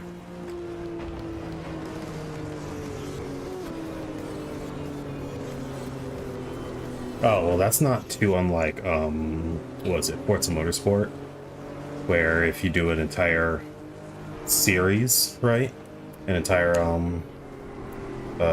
career series, then you get a car at the end of it, right? Like, I get that. How is the power progression? Are the early cars you unlock, are they like worse than the later cars you unlock and stuff like that? Is that at least kind of a gradual power creep, or are you getting super hyper cars like within the first 10 hours or whatever, first 5 hours, first 2 hours? I mean, I remember reading about how in Horizon 5 you're getting a supercar first hour, like first roll. Like they give you like a guaranteed one. So,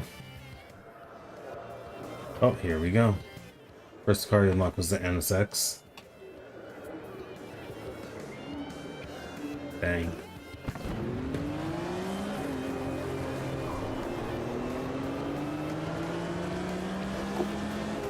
Oh,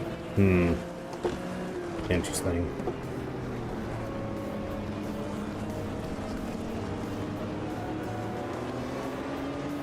Again, I guess that's good for when you want to do online races, because then you'll quickly have a variety of cars of various power levels, so to speak. But like, I don't know. I just don't. Oh no! Get back on the track. I just don't like that style of game design. I don't like being spoon-fed power, you know?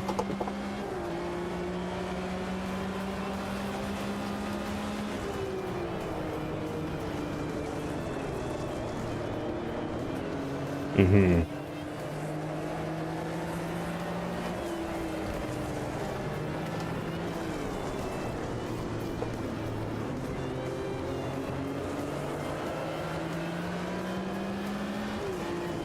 Interesting.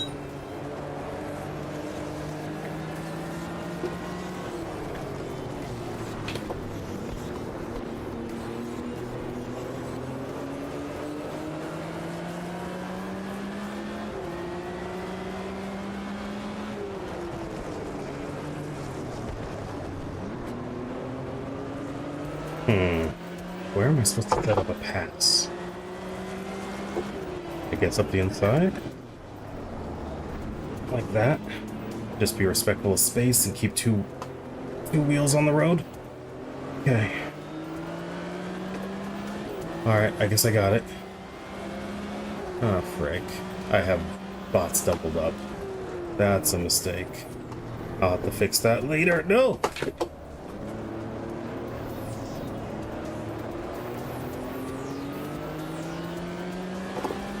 Oh, wow.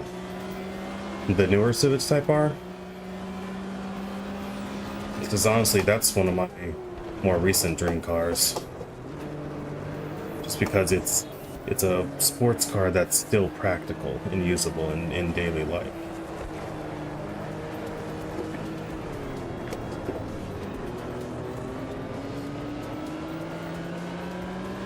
Oh, okay. Yeah, 2018 through 2021 is my favorite version. I actually don't like the newer design of the Type R. Oh gosh. No. No! Stop spin. Oh, why does this always happen in the real race? Oh my god.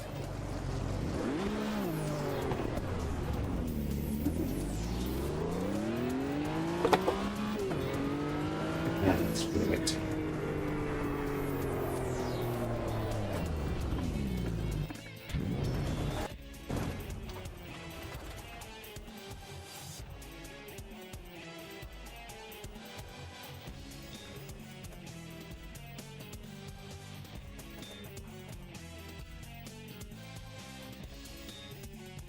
Yeah.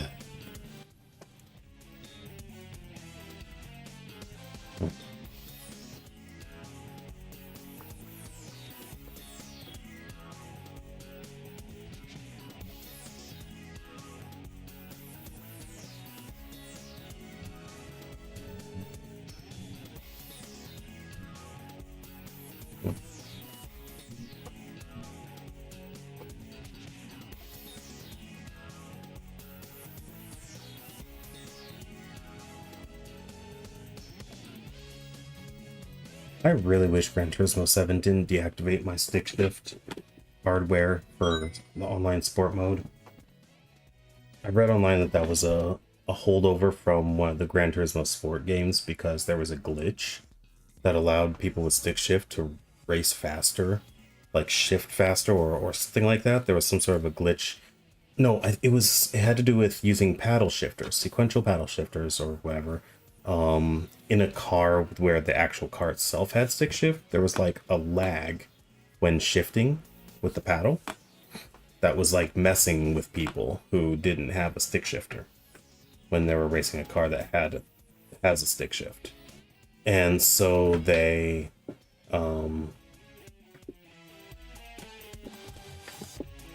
So they designed, like, so they had to deactivate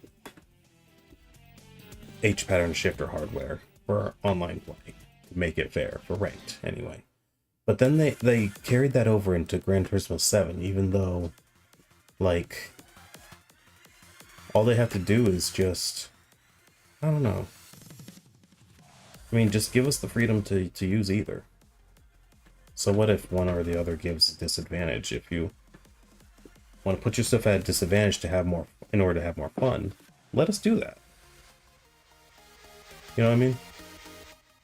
And like, because gameplay wise, I do find games like Gran Turismo 7 and Forza Motorsport more enjoyable. They're just more intuitive. Forza Motorsport lets me use H pattern shifter in ranked races.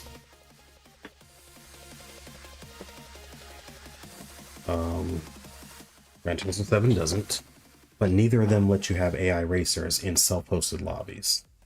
Which for a small streamer like me, if I want to host races, host lobbies, that's a necessity. Hi.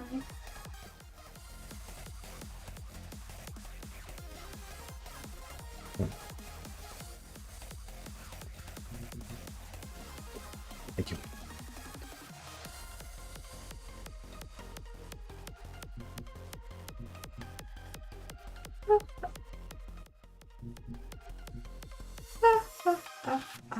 Hey, sorry.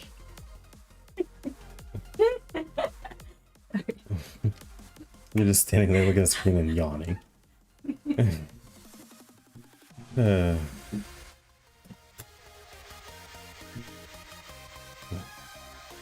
See, Amos 2 has so many cool types of cars too, like this, like super trophy trucks. I don't even have this because I haven't bought the DLC, but like if you've seen them race, it is really freaking cool to watch. And honestly, I really do like Rallycross. Rallycross is fun. It's like, in my opinion, honestly, it's one of the most fun forms of circuit racing. It combines the elements I like about rally, the unpredictable, shifting, you know, terrain, because it's part terrain, part dirt, part tarmac, mixed together with circuit racing, door-to-door racing with other people simultaneously.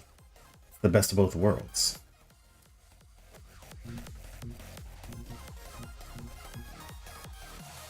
But it's just not popular. So I don't think I would ever be able to find other people to race with in that.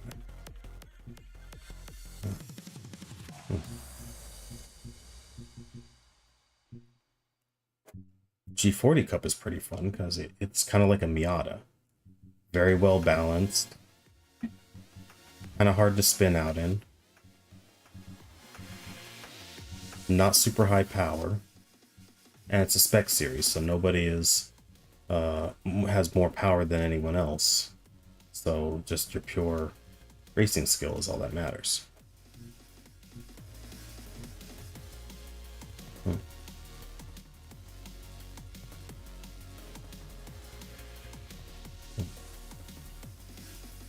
What exactly are you talking about regarding that?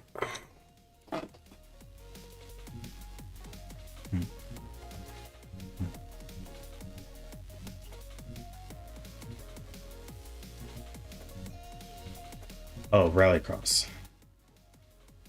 Well, like, I mean, I really enjoy watching Rallycross, and I actually kind of enjoy doing the Rallycross in Dirt Rally 2.0. I just wish that there was a racing line or something, since you don't have a co-driver to tell you about the turns, right? Since because otherwise you just have to memorize the layout.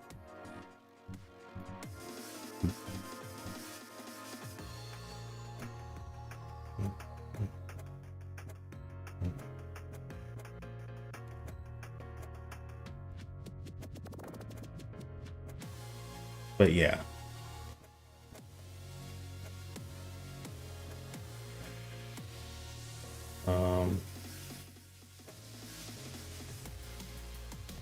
I personally like it, but you know, I'm someone with weird taste.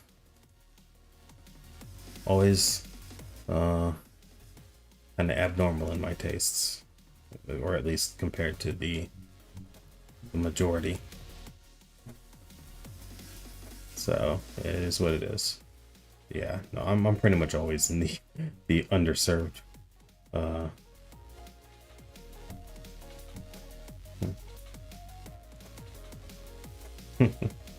Well, I appreciate it.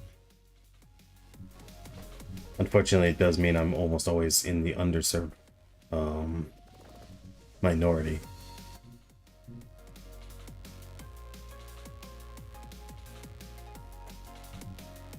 So I rarely have much in any genre that truly gives me exactly what I want out of it.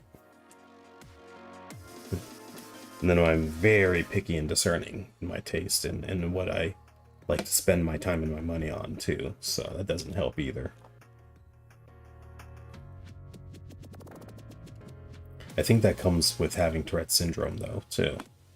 My brain doesn't handle it hyperfixates on unpleasant sensations, so to speak.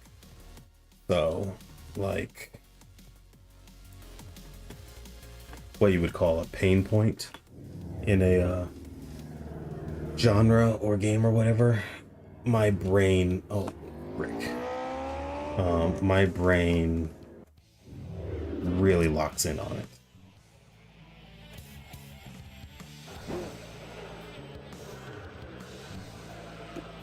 Okay, so here's what we're gonna do.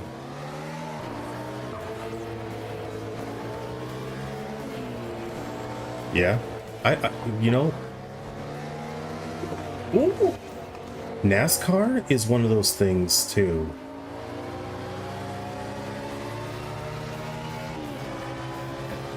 Oh, yeah.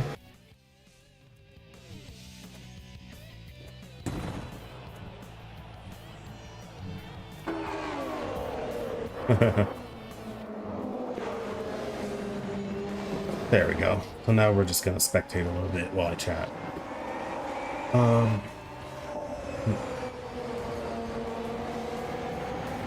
What is this? Your juice drink? No, because it didn't say it was it boosts energy. Oh, I So see. I probably shouldn't drink that. Okay. Yeah. What was I saying?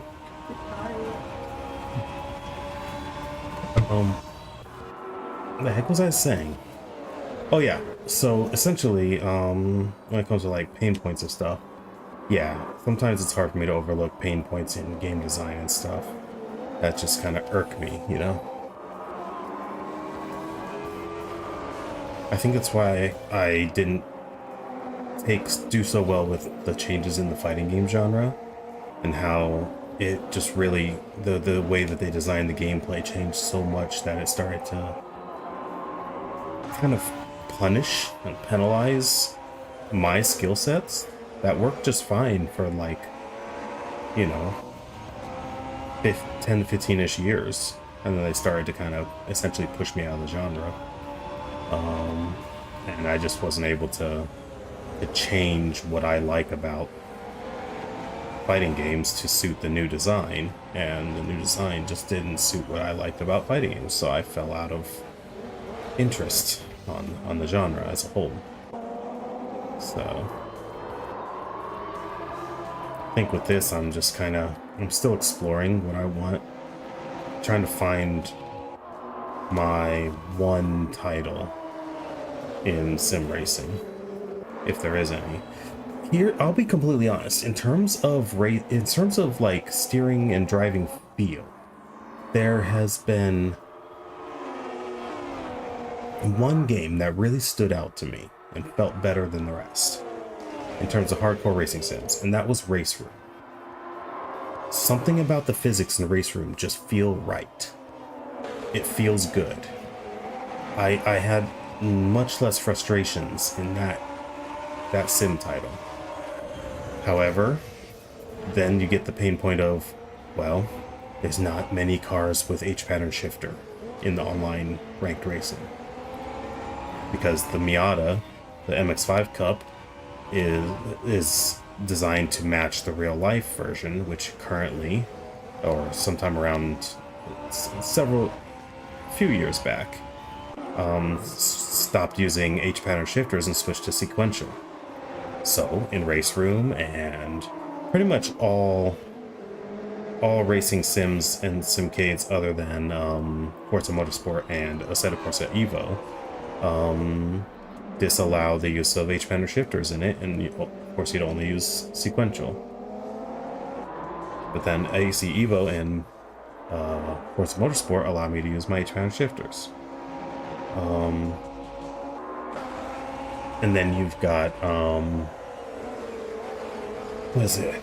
They have Super Tours, but I think in Super Tours, I think they're sequential as well. I think it's the historic, like the 1992 DTM cars that have some that have H pattern shifters. That's featured frequently in Race Room. And then, you know, GTs, they're sequential only, paddle shifters. Le Mans Ultimate. Oh, someone spun out back there. See, this is what I'm talking about. How the racing AI are capable of making mistakes. See, we had a spin out.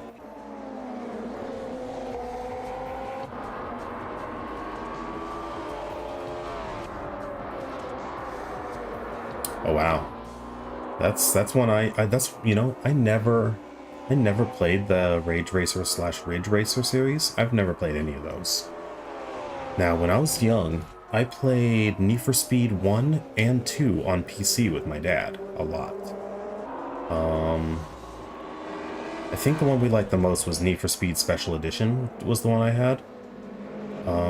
We played a crap ton of that. That was back before there were any police chases in the gameplay. It was just racing. We had so much fun playing that. Good times, good memories. And then there was some other more other arcade racing games that I played growing up. One niche one was called NASCAR 2000 something. I think it was like, I don't know why. My brain wants to say NASCAR 2099, but I don't think that was correct. NASCAR to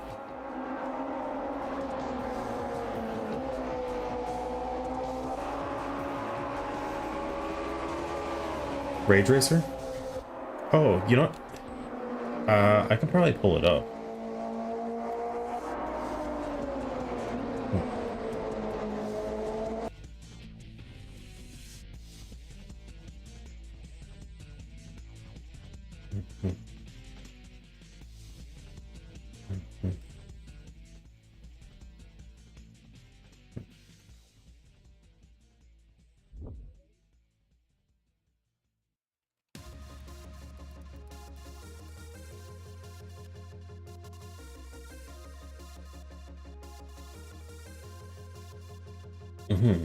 Oh, I see. This one's CGI and this one has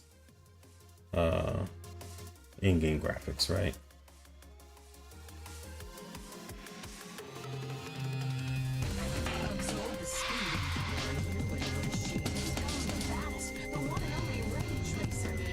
Right.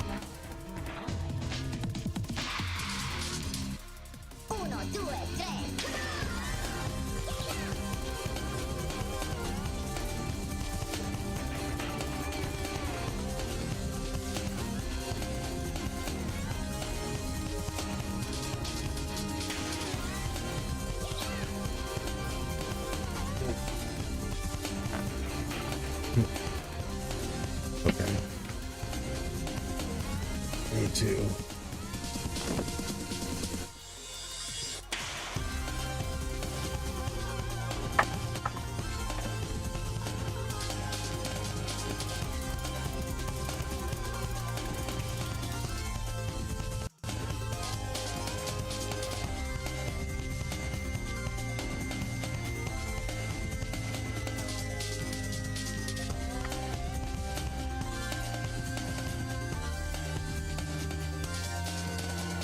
Face is a little uncanny.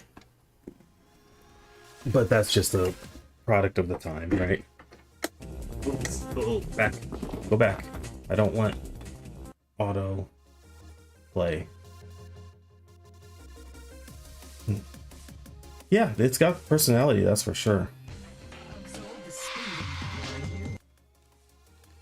Definitely got some personality there. Yeah, that face is a little canny.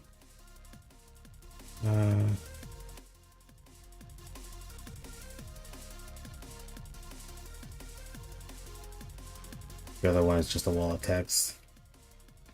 I see, I see. Yeah, you know, honestly, this series is one I should probably explore. Yeah?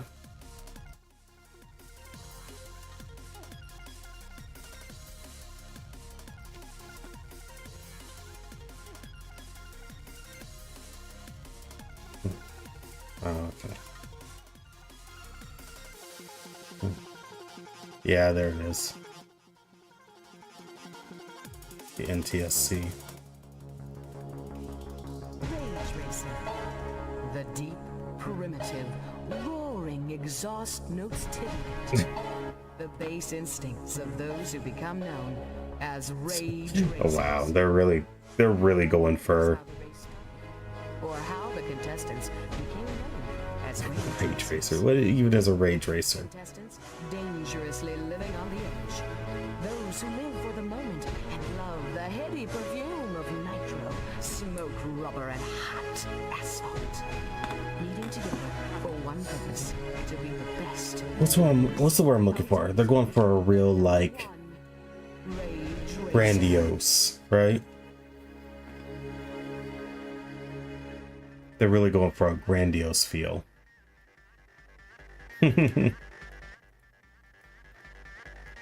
No, back.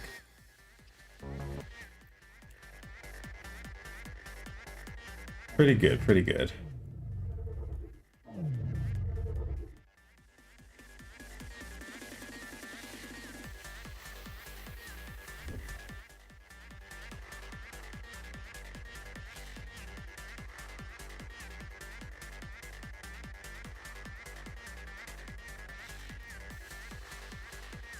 I like it when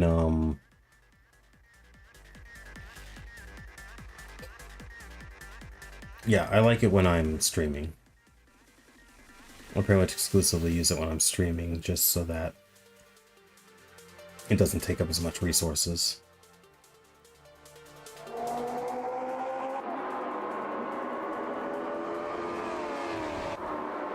But yeah.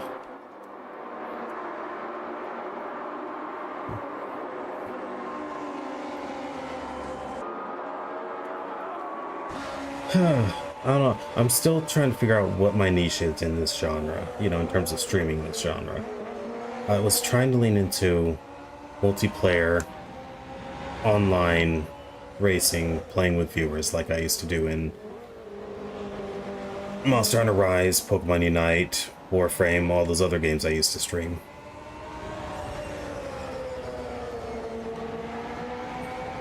I just don't know. How do I find the audience for that?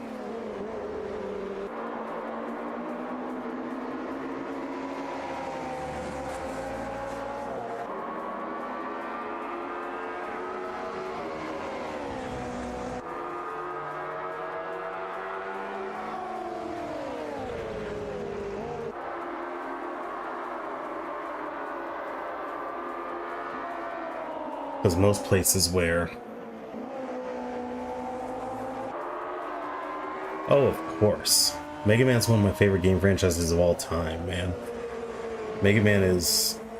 Honestly, I would probably put Mega Man second only to the Sonic franchise, since I grew up on the Sonic franchise first. I didn't discover Mega Man until I was a preteen.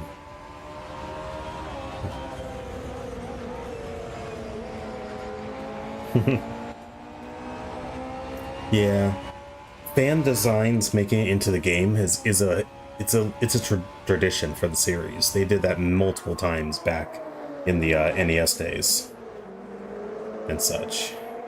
So there's there's a lot of history in that.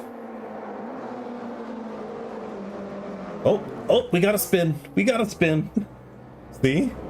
This is what I was talking about when I said that the AI are capable of making mistakes. See?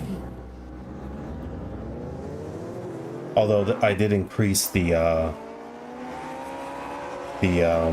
AI's frequency of mistakes, which you can only do when you're playing offline, not in the online lobbies, I noticed.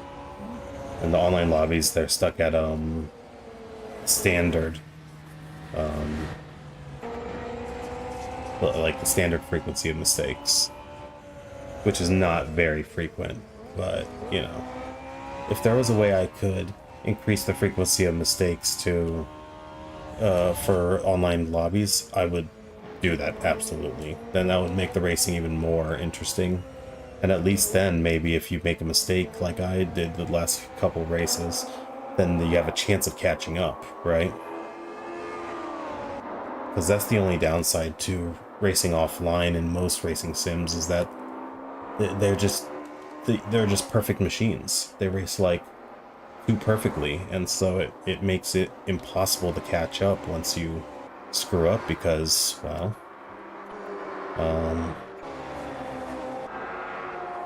there's, you know, there's no catch-up mechanics in realistic racing, right?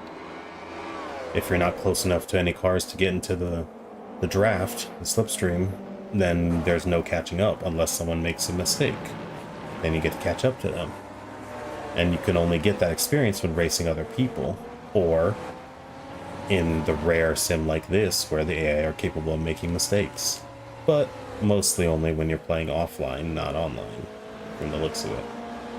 So, I don't know. I'm trying to find something where there's a community who would actually join in some online casual racing sessions instead of having to host formally host a league, you know, competitive league, to get anyone to participate. There's enough leagues out there, and there's not a lot of them that are geared towards my time zone. Like 7 p.m. Eastern on Fridays, there's not much league racing going on in anything. At least not approachable league racing for someone like me who needs the ability to use at least some light assists, some mild assists, since I don't have time to just grind and grind and grind one car on one track to figure out, you know, to memorize it, the turns, the braking points, the weight shift and dynamics of the car. If I had the time for that, like maybe if I got into sim racing, I don't know, 10 years ago, then yeah, I'd have the time for that. But now, I don't. I've got a 3-hour, you know, 2 to 3 hour stream once a week. And then I've got, oh, dang, we got another screw up. He just, wow. He just sent it into the barrier.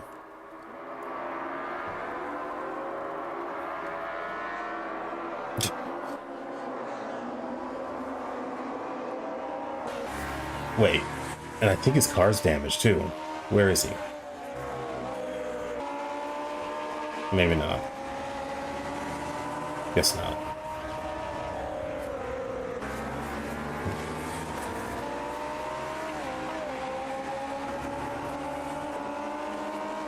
I should have turned up damage to the maximum. But how cool is that, right? That you can actually do stuff like that. Have stuff like that happen.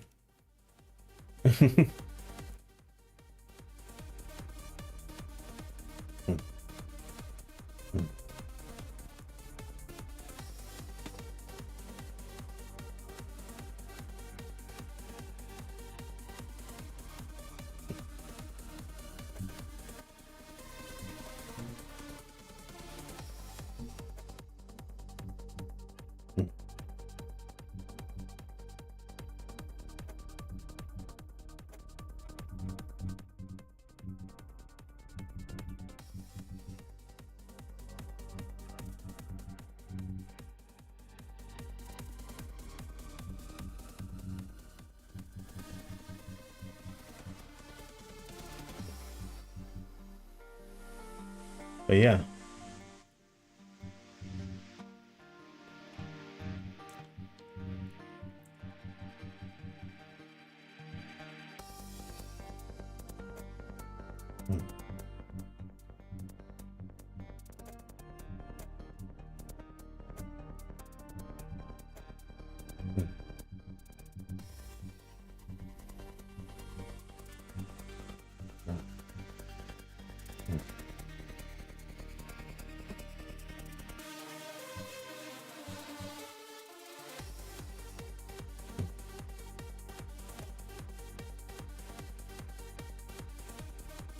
This is another one I like to set up and then just watch them race.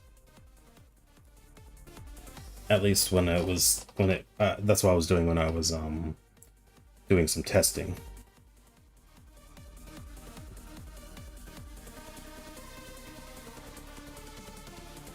Okay, yeah, earlier I was trying to find this, like,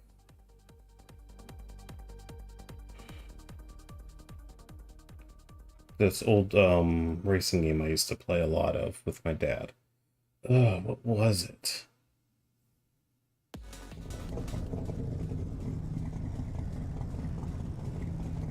I can't remember.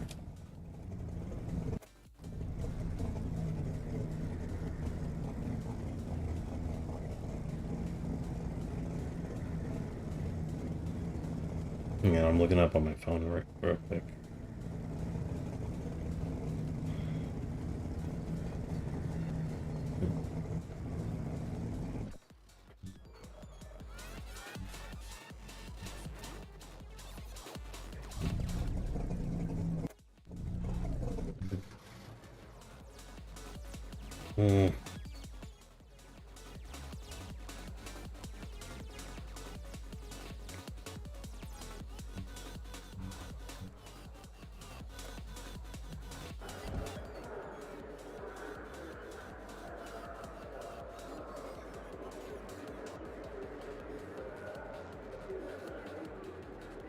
What the heck was it called?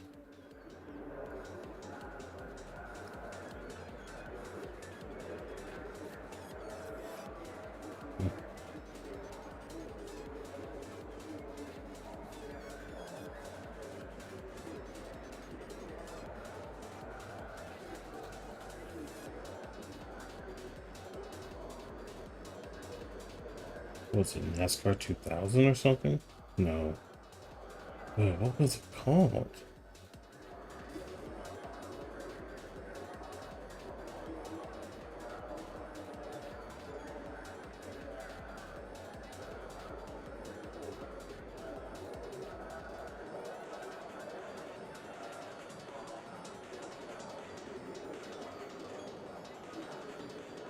Can't remember what it's called.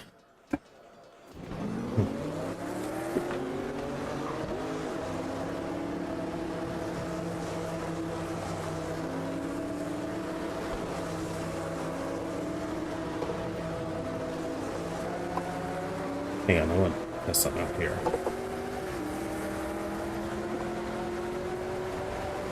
Okay, so let's return to pits. Go to monitor view.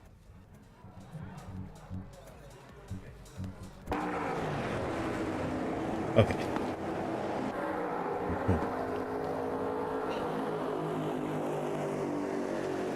Yeah, while that's going, I'm looking still.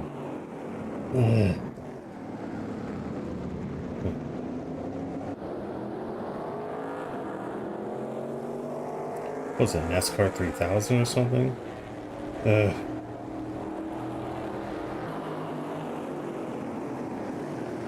Crap, I can't remember.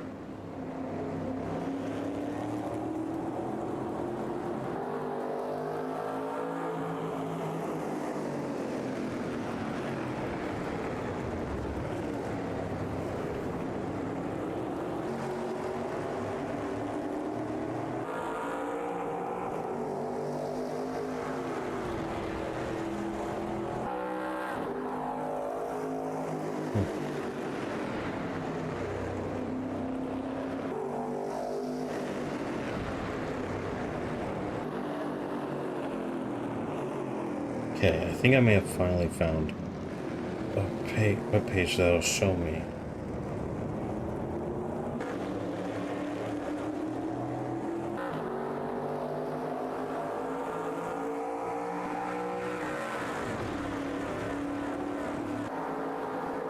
No, of course not.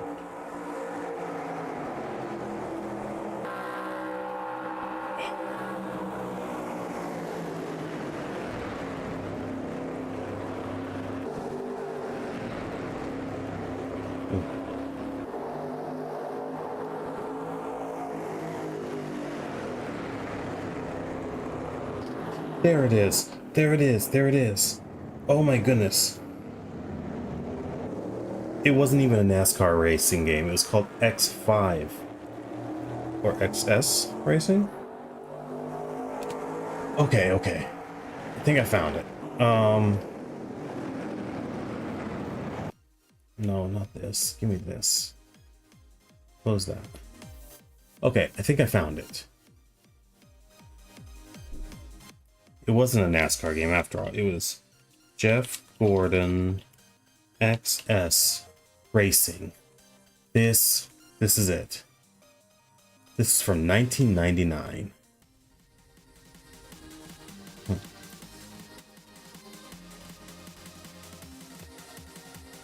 I played the crap out of this with my dad.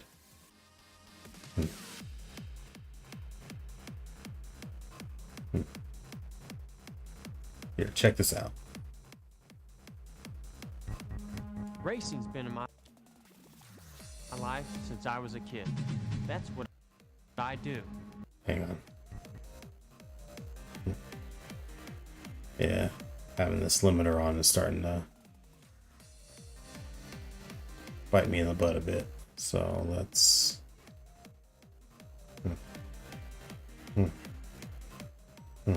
Oh, yo. Yeah, Jeff Gordon XS Racing. I played the crap out of this on PC with my dad. Racing's been in my life since I was a kid. That's what I do. But there's something else that's been close to me. Video games. Now I've had the chance. So this came out in 1999. And this is XS Racing. And it was a futuristic racing game where the cars self-repaired. So it had a damage system with deformation. Outbreak your opponent on the inside. 270-degree bank turn. Slingshot your way past the others on the straightaway. Do you want to fly? Oh yeah, when on the jumps. Speed, control, and braking, and make decisions quickly. Yeah. The better you slide, the better you ride. When on the jumps, wings would shoot out from the sides, so you would kind of glide off the jumps.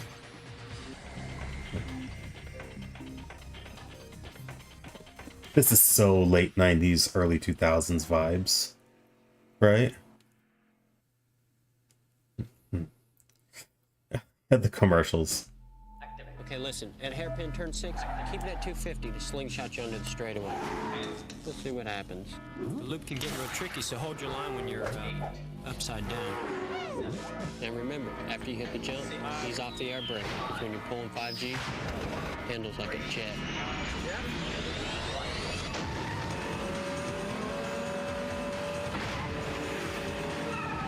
Without limits. Did I mention the oncoming traffic?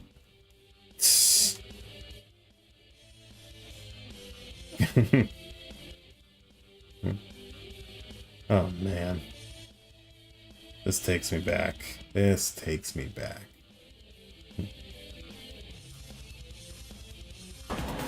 So yeah, look at this. This was 1989 at its finest. I wouldn't say at its finest. It's super niche, but it was freaking fun.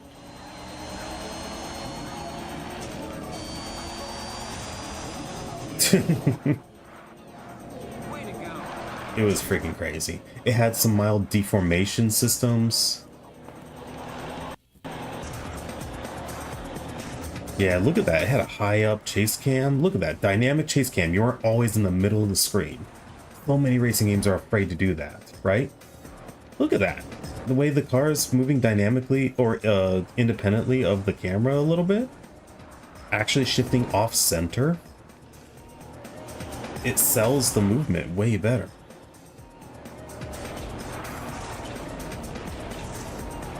But yeah, see, as he hits things, his car's deforming a bit. And that would impact your performance. But as long as you could... Oh, look, if you look at the bottom right, you could see they were simulating grip on the 4 tires. See, as you slid... You see, as each of the 4 corners lose traction, you can see those little... the diagram at the bottom corner. So they were simulating an early version of grip on all 4 tires. Probably a single contact patch they were simulating, but look how the back of the car is like, you see that? Did you see that? Look, after he takes some hits to the back, right? Bump, you see it deforms a bit, it bent inwards after those 2 hits, but look at it gradually morph back. Boom. If you can avoid taking hits for a certain amount of time, it'll self-repair. It was one of the gimmicks of this. You see how bumpy it's riding right now? But then after it self-repairs, it smooths out, see? This game had... I don't know why nothing else has tried to do anything like that. Also, when you're in the air and the wings come out into glide mode, see how tight the steering became? He wouldn't... There was no sliding, right? The turning tightens up. Yeah, they are, because unfortunately taking chances in this day and age, since there's no guarantee to paying off, all corporations have become risk averse. Look at how noticeable that self-repairing was there. Right there, see? Takes a little damage, deforms a bit, and then over time, a few seconds, it self-repairs. And now the front is deformed, and if you can avoid hitting it on anything, it'll self-repair. Straightened out, and now it's riding smoother again. That's a cool gimmick in my opinion, and they gave it a futuristic... Oh,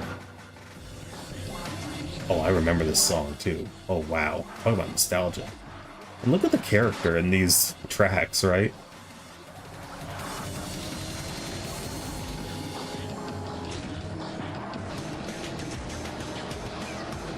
Honestly, if I could grow my channel enough that anybody would actually care to watch, I would love to explore old racing games like this. You know? Like the games of my childhood. This and the old Need for Speeds. Heck, even maybe the first racing game I ever actually played, which was an old Sega Genesis game, Newman Haas IndyCar. One of the earliest racing sims. So it actually had like tire wear and fueling. So you actually had pit strategy in the form of tire wear and fueling.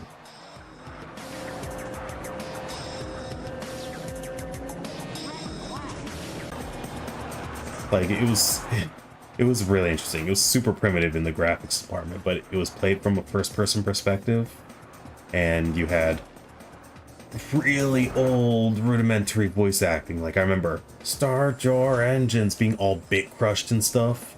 It was crazy. But I played that with my dad a lot. There was like the arcade mode where you didn't have like arcade style gameplay, because when you start a Grand Prix, for example, or a championship, which is what me and my dad would play a lot, was a series of races. Very simple, you know, championship mode, but you could choose either real mode or arcade mode basically, and real mode had tire wear and not visible damage, but it simulated damage with, like, you know, impacts did ticks of damage to your car, right? And that could impact your performance. And then it had fuel expenditure and tire wear, so you had to pit to get new tires and to refuel. And it was fun. I played it a lot with Dad when I was a kid. It was the first racing game I ever actually played.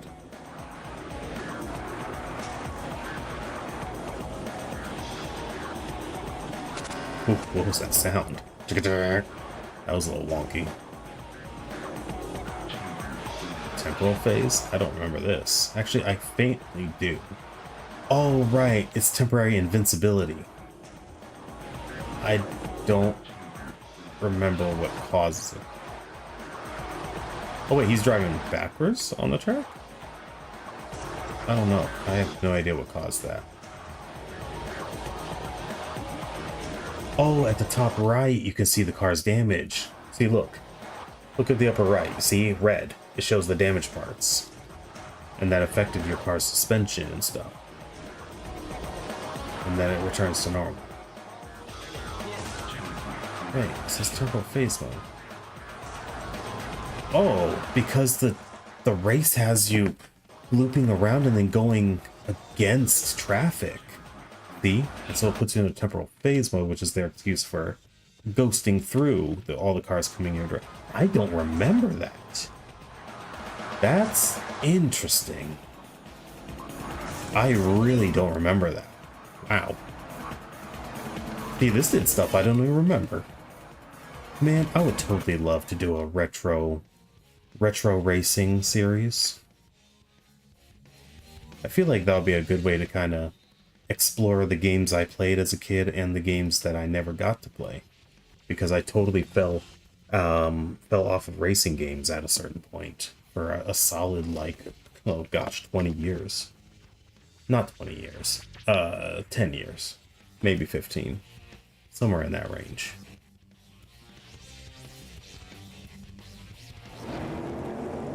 But yeah. I mean, that was fun. No, that was kind of cool. Taking a trip back down memory lane.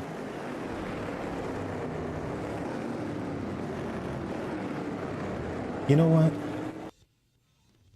For the heck of it, I'm gonna pull up Newman Hasenikar on Genesis.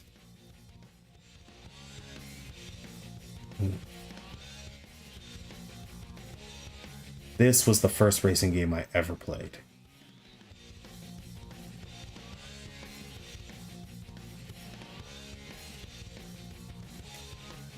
It was made by Acclaim. that pixelated portrait and the imitation 3D graphics. Oh man, I heard this song so much as a kid.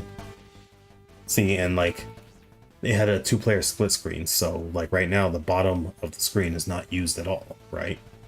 But if you were playing 2-player mode, then you would both be doing all your stuff on the halves of the screen. Yeah, why do you have to give it such a stupid name? I think that crap. Okay.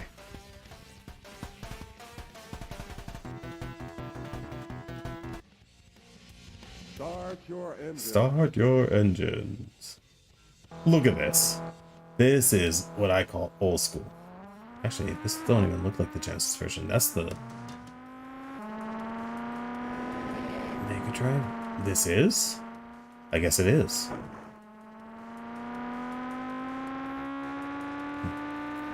They used sprite scaling to stimulate depth, right? I guess this is supposed to be a street course. What year was this? 1994.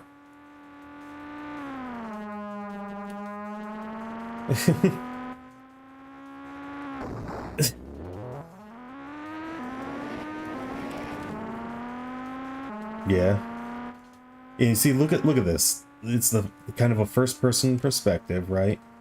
They kept it real minimalistic. You just have a portion of the cockpit and the front wheels, but they turn as you turn, and you even have a steering animation of turning the wheel.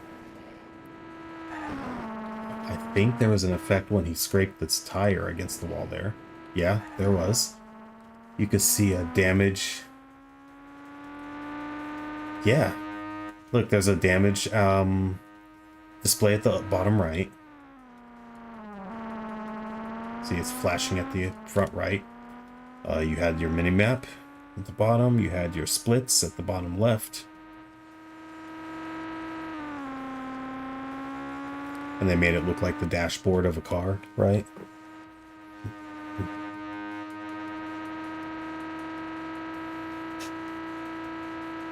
Like this was a speed display at the upper right. I think, oh, your gears on the middle right. Yeah, that's right. I forgot about that. I don't remember if there was a manual shifting mode because you didn't exactly have triggers on this. Maybe you did with like, you would use one button for accelerate. I don't know. I think it was just auto transmission.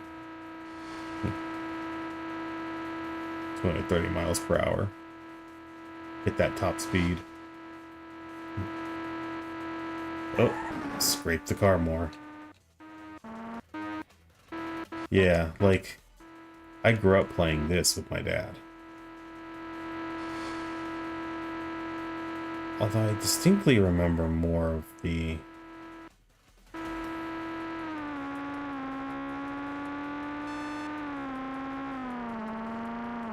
Oh yeah.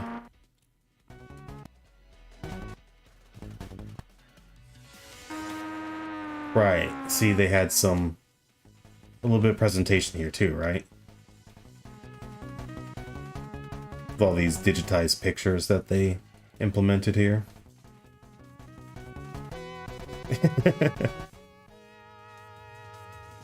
It's so old school. So this is true retro right here. And then it had a password system because there was no game save, like on cartridge game saving. But then between races, see, you could I remember you could have your car serviced.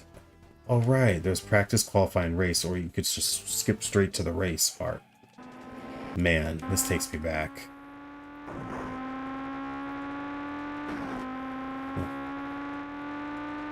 It didn't exactly have a lot of tracks, but it felt like enough back in the day, you know? All they had to do really was just do a different, I wouldn't even consider that a skybox. It was just a scrolling image, right? It's not even parallax scrolling, but for such early gaming, this wasn't bad. They did a good job at simulating 3 dimensions. For as old as it was. Right?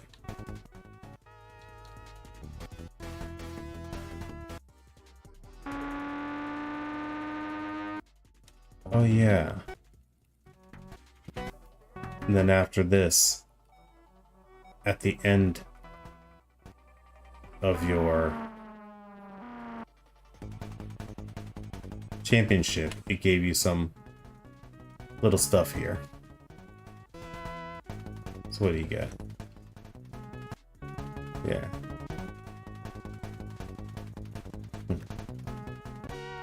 I don't know why it says hard luck.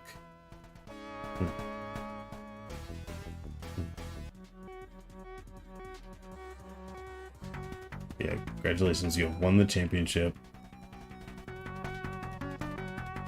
And then oh right, and then it shows you information on it. It basically breaks down Nigel Mansell's IndyCar Championship Series.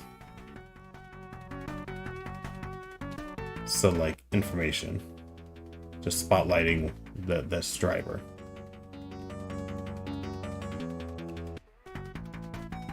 Right.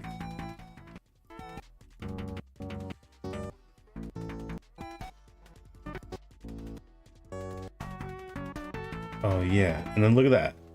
Simulated rotating Formula 1 car, right? Or not Formula 1 car, IndyCar. Overlaid over the text scrolling behind it. Like, honestly, for 1994, this is pretty advanced. Not gonna lie.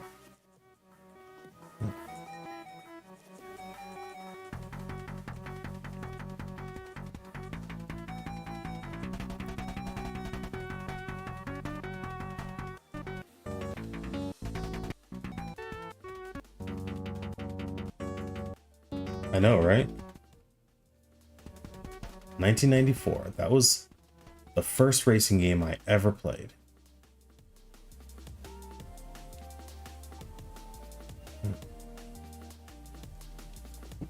Like, ever. It was fun, though. I enjoyed it. You know, just playing that with my dad as a kid. It was good times. It was good times. Well, I've been chit-chatting enough. I think I need to call it a night. I need to go take a shower. I have work in the morning, unfortunately. So... when you're a kid in the 90s, it was fun. Now, I maybe someday.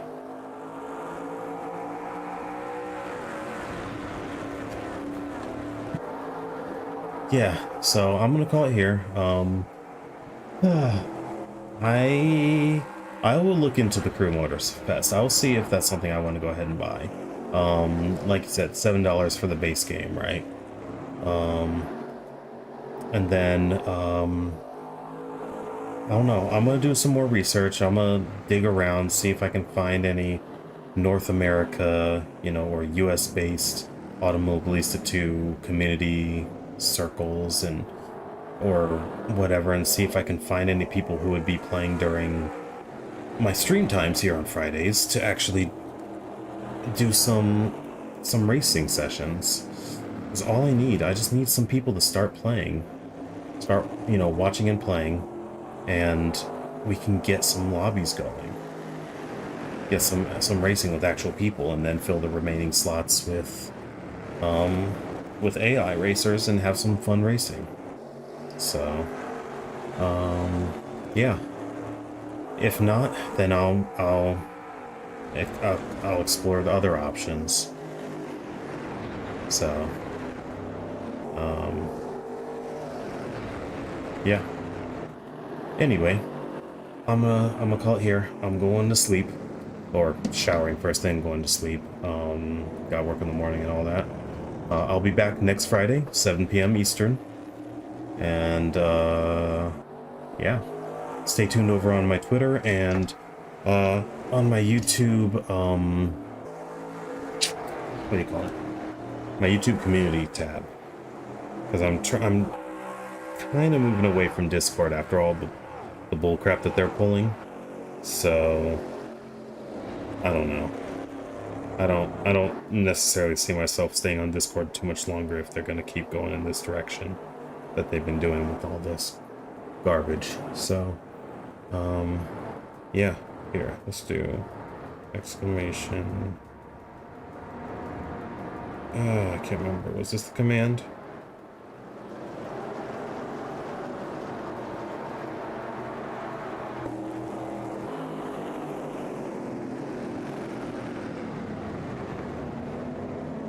Why is this not working?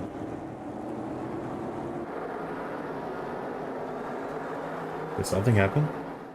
I'm literally not able to connect.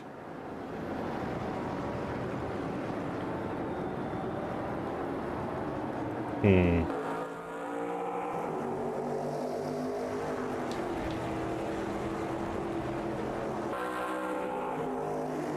gonna try this one more time.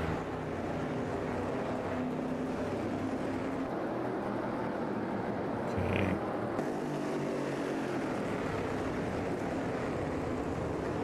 No, it took it. It took my... Huh. I don't remember my command. That's unfortunate.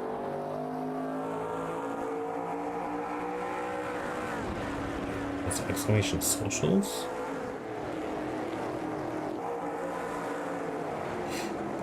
Oh, it was exclamation links. God dang it. There we go. Okay. We got it. So yeah. Go follow me on my other stuff. And, yeah. Alright. That's it for me. You have a great rest of your night, or rest of your day if you're a VOD watcher. Whatever time of the day it is for you. In your corner of the world. And feel free to come by and join in the racing. Honestly, that I know will make these streams even more fun, because I've already been there with other genres. Playing with viewers is always a lot of fun. So, alright, this has been Samuel Ray, and I'll see you next time. Later.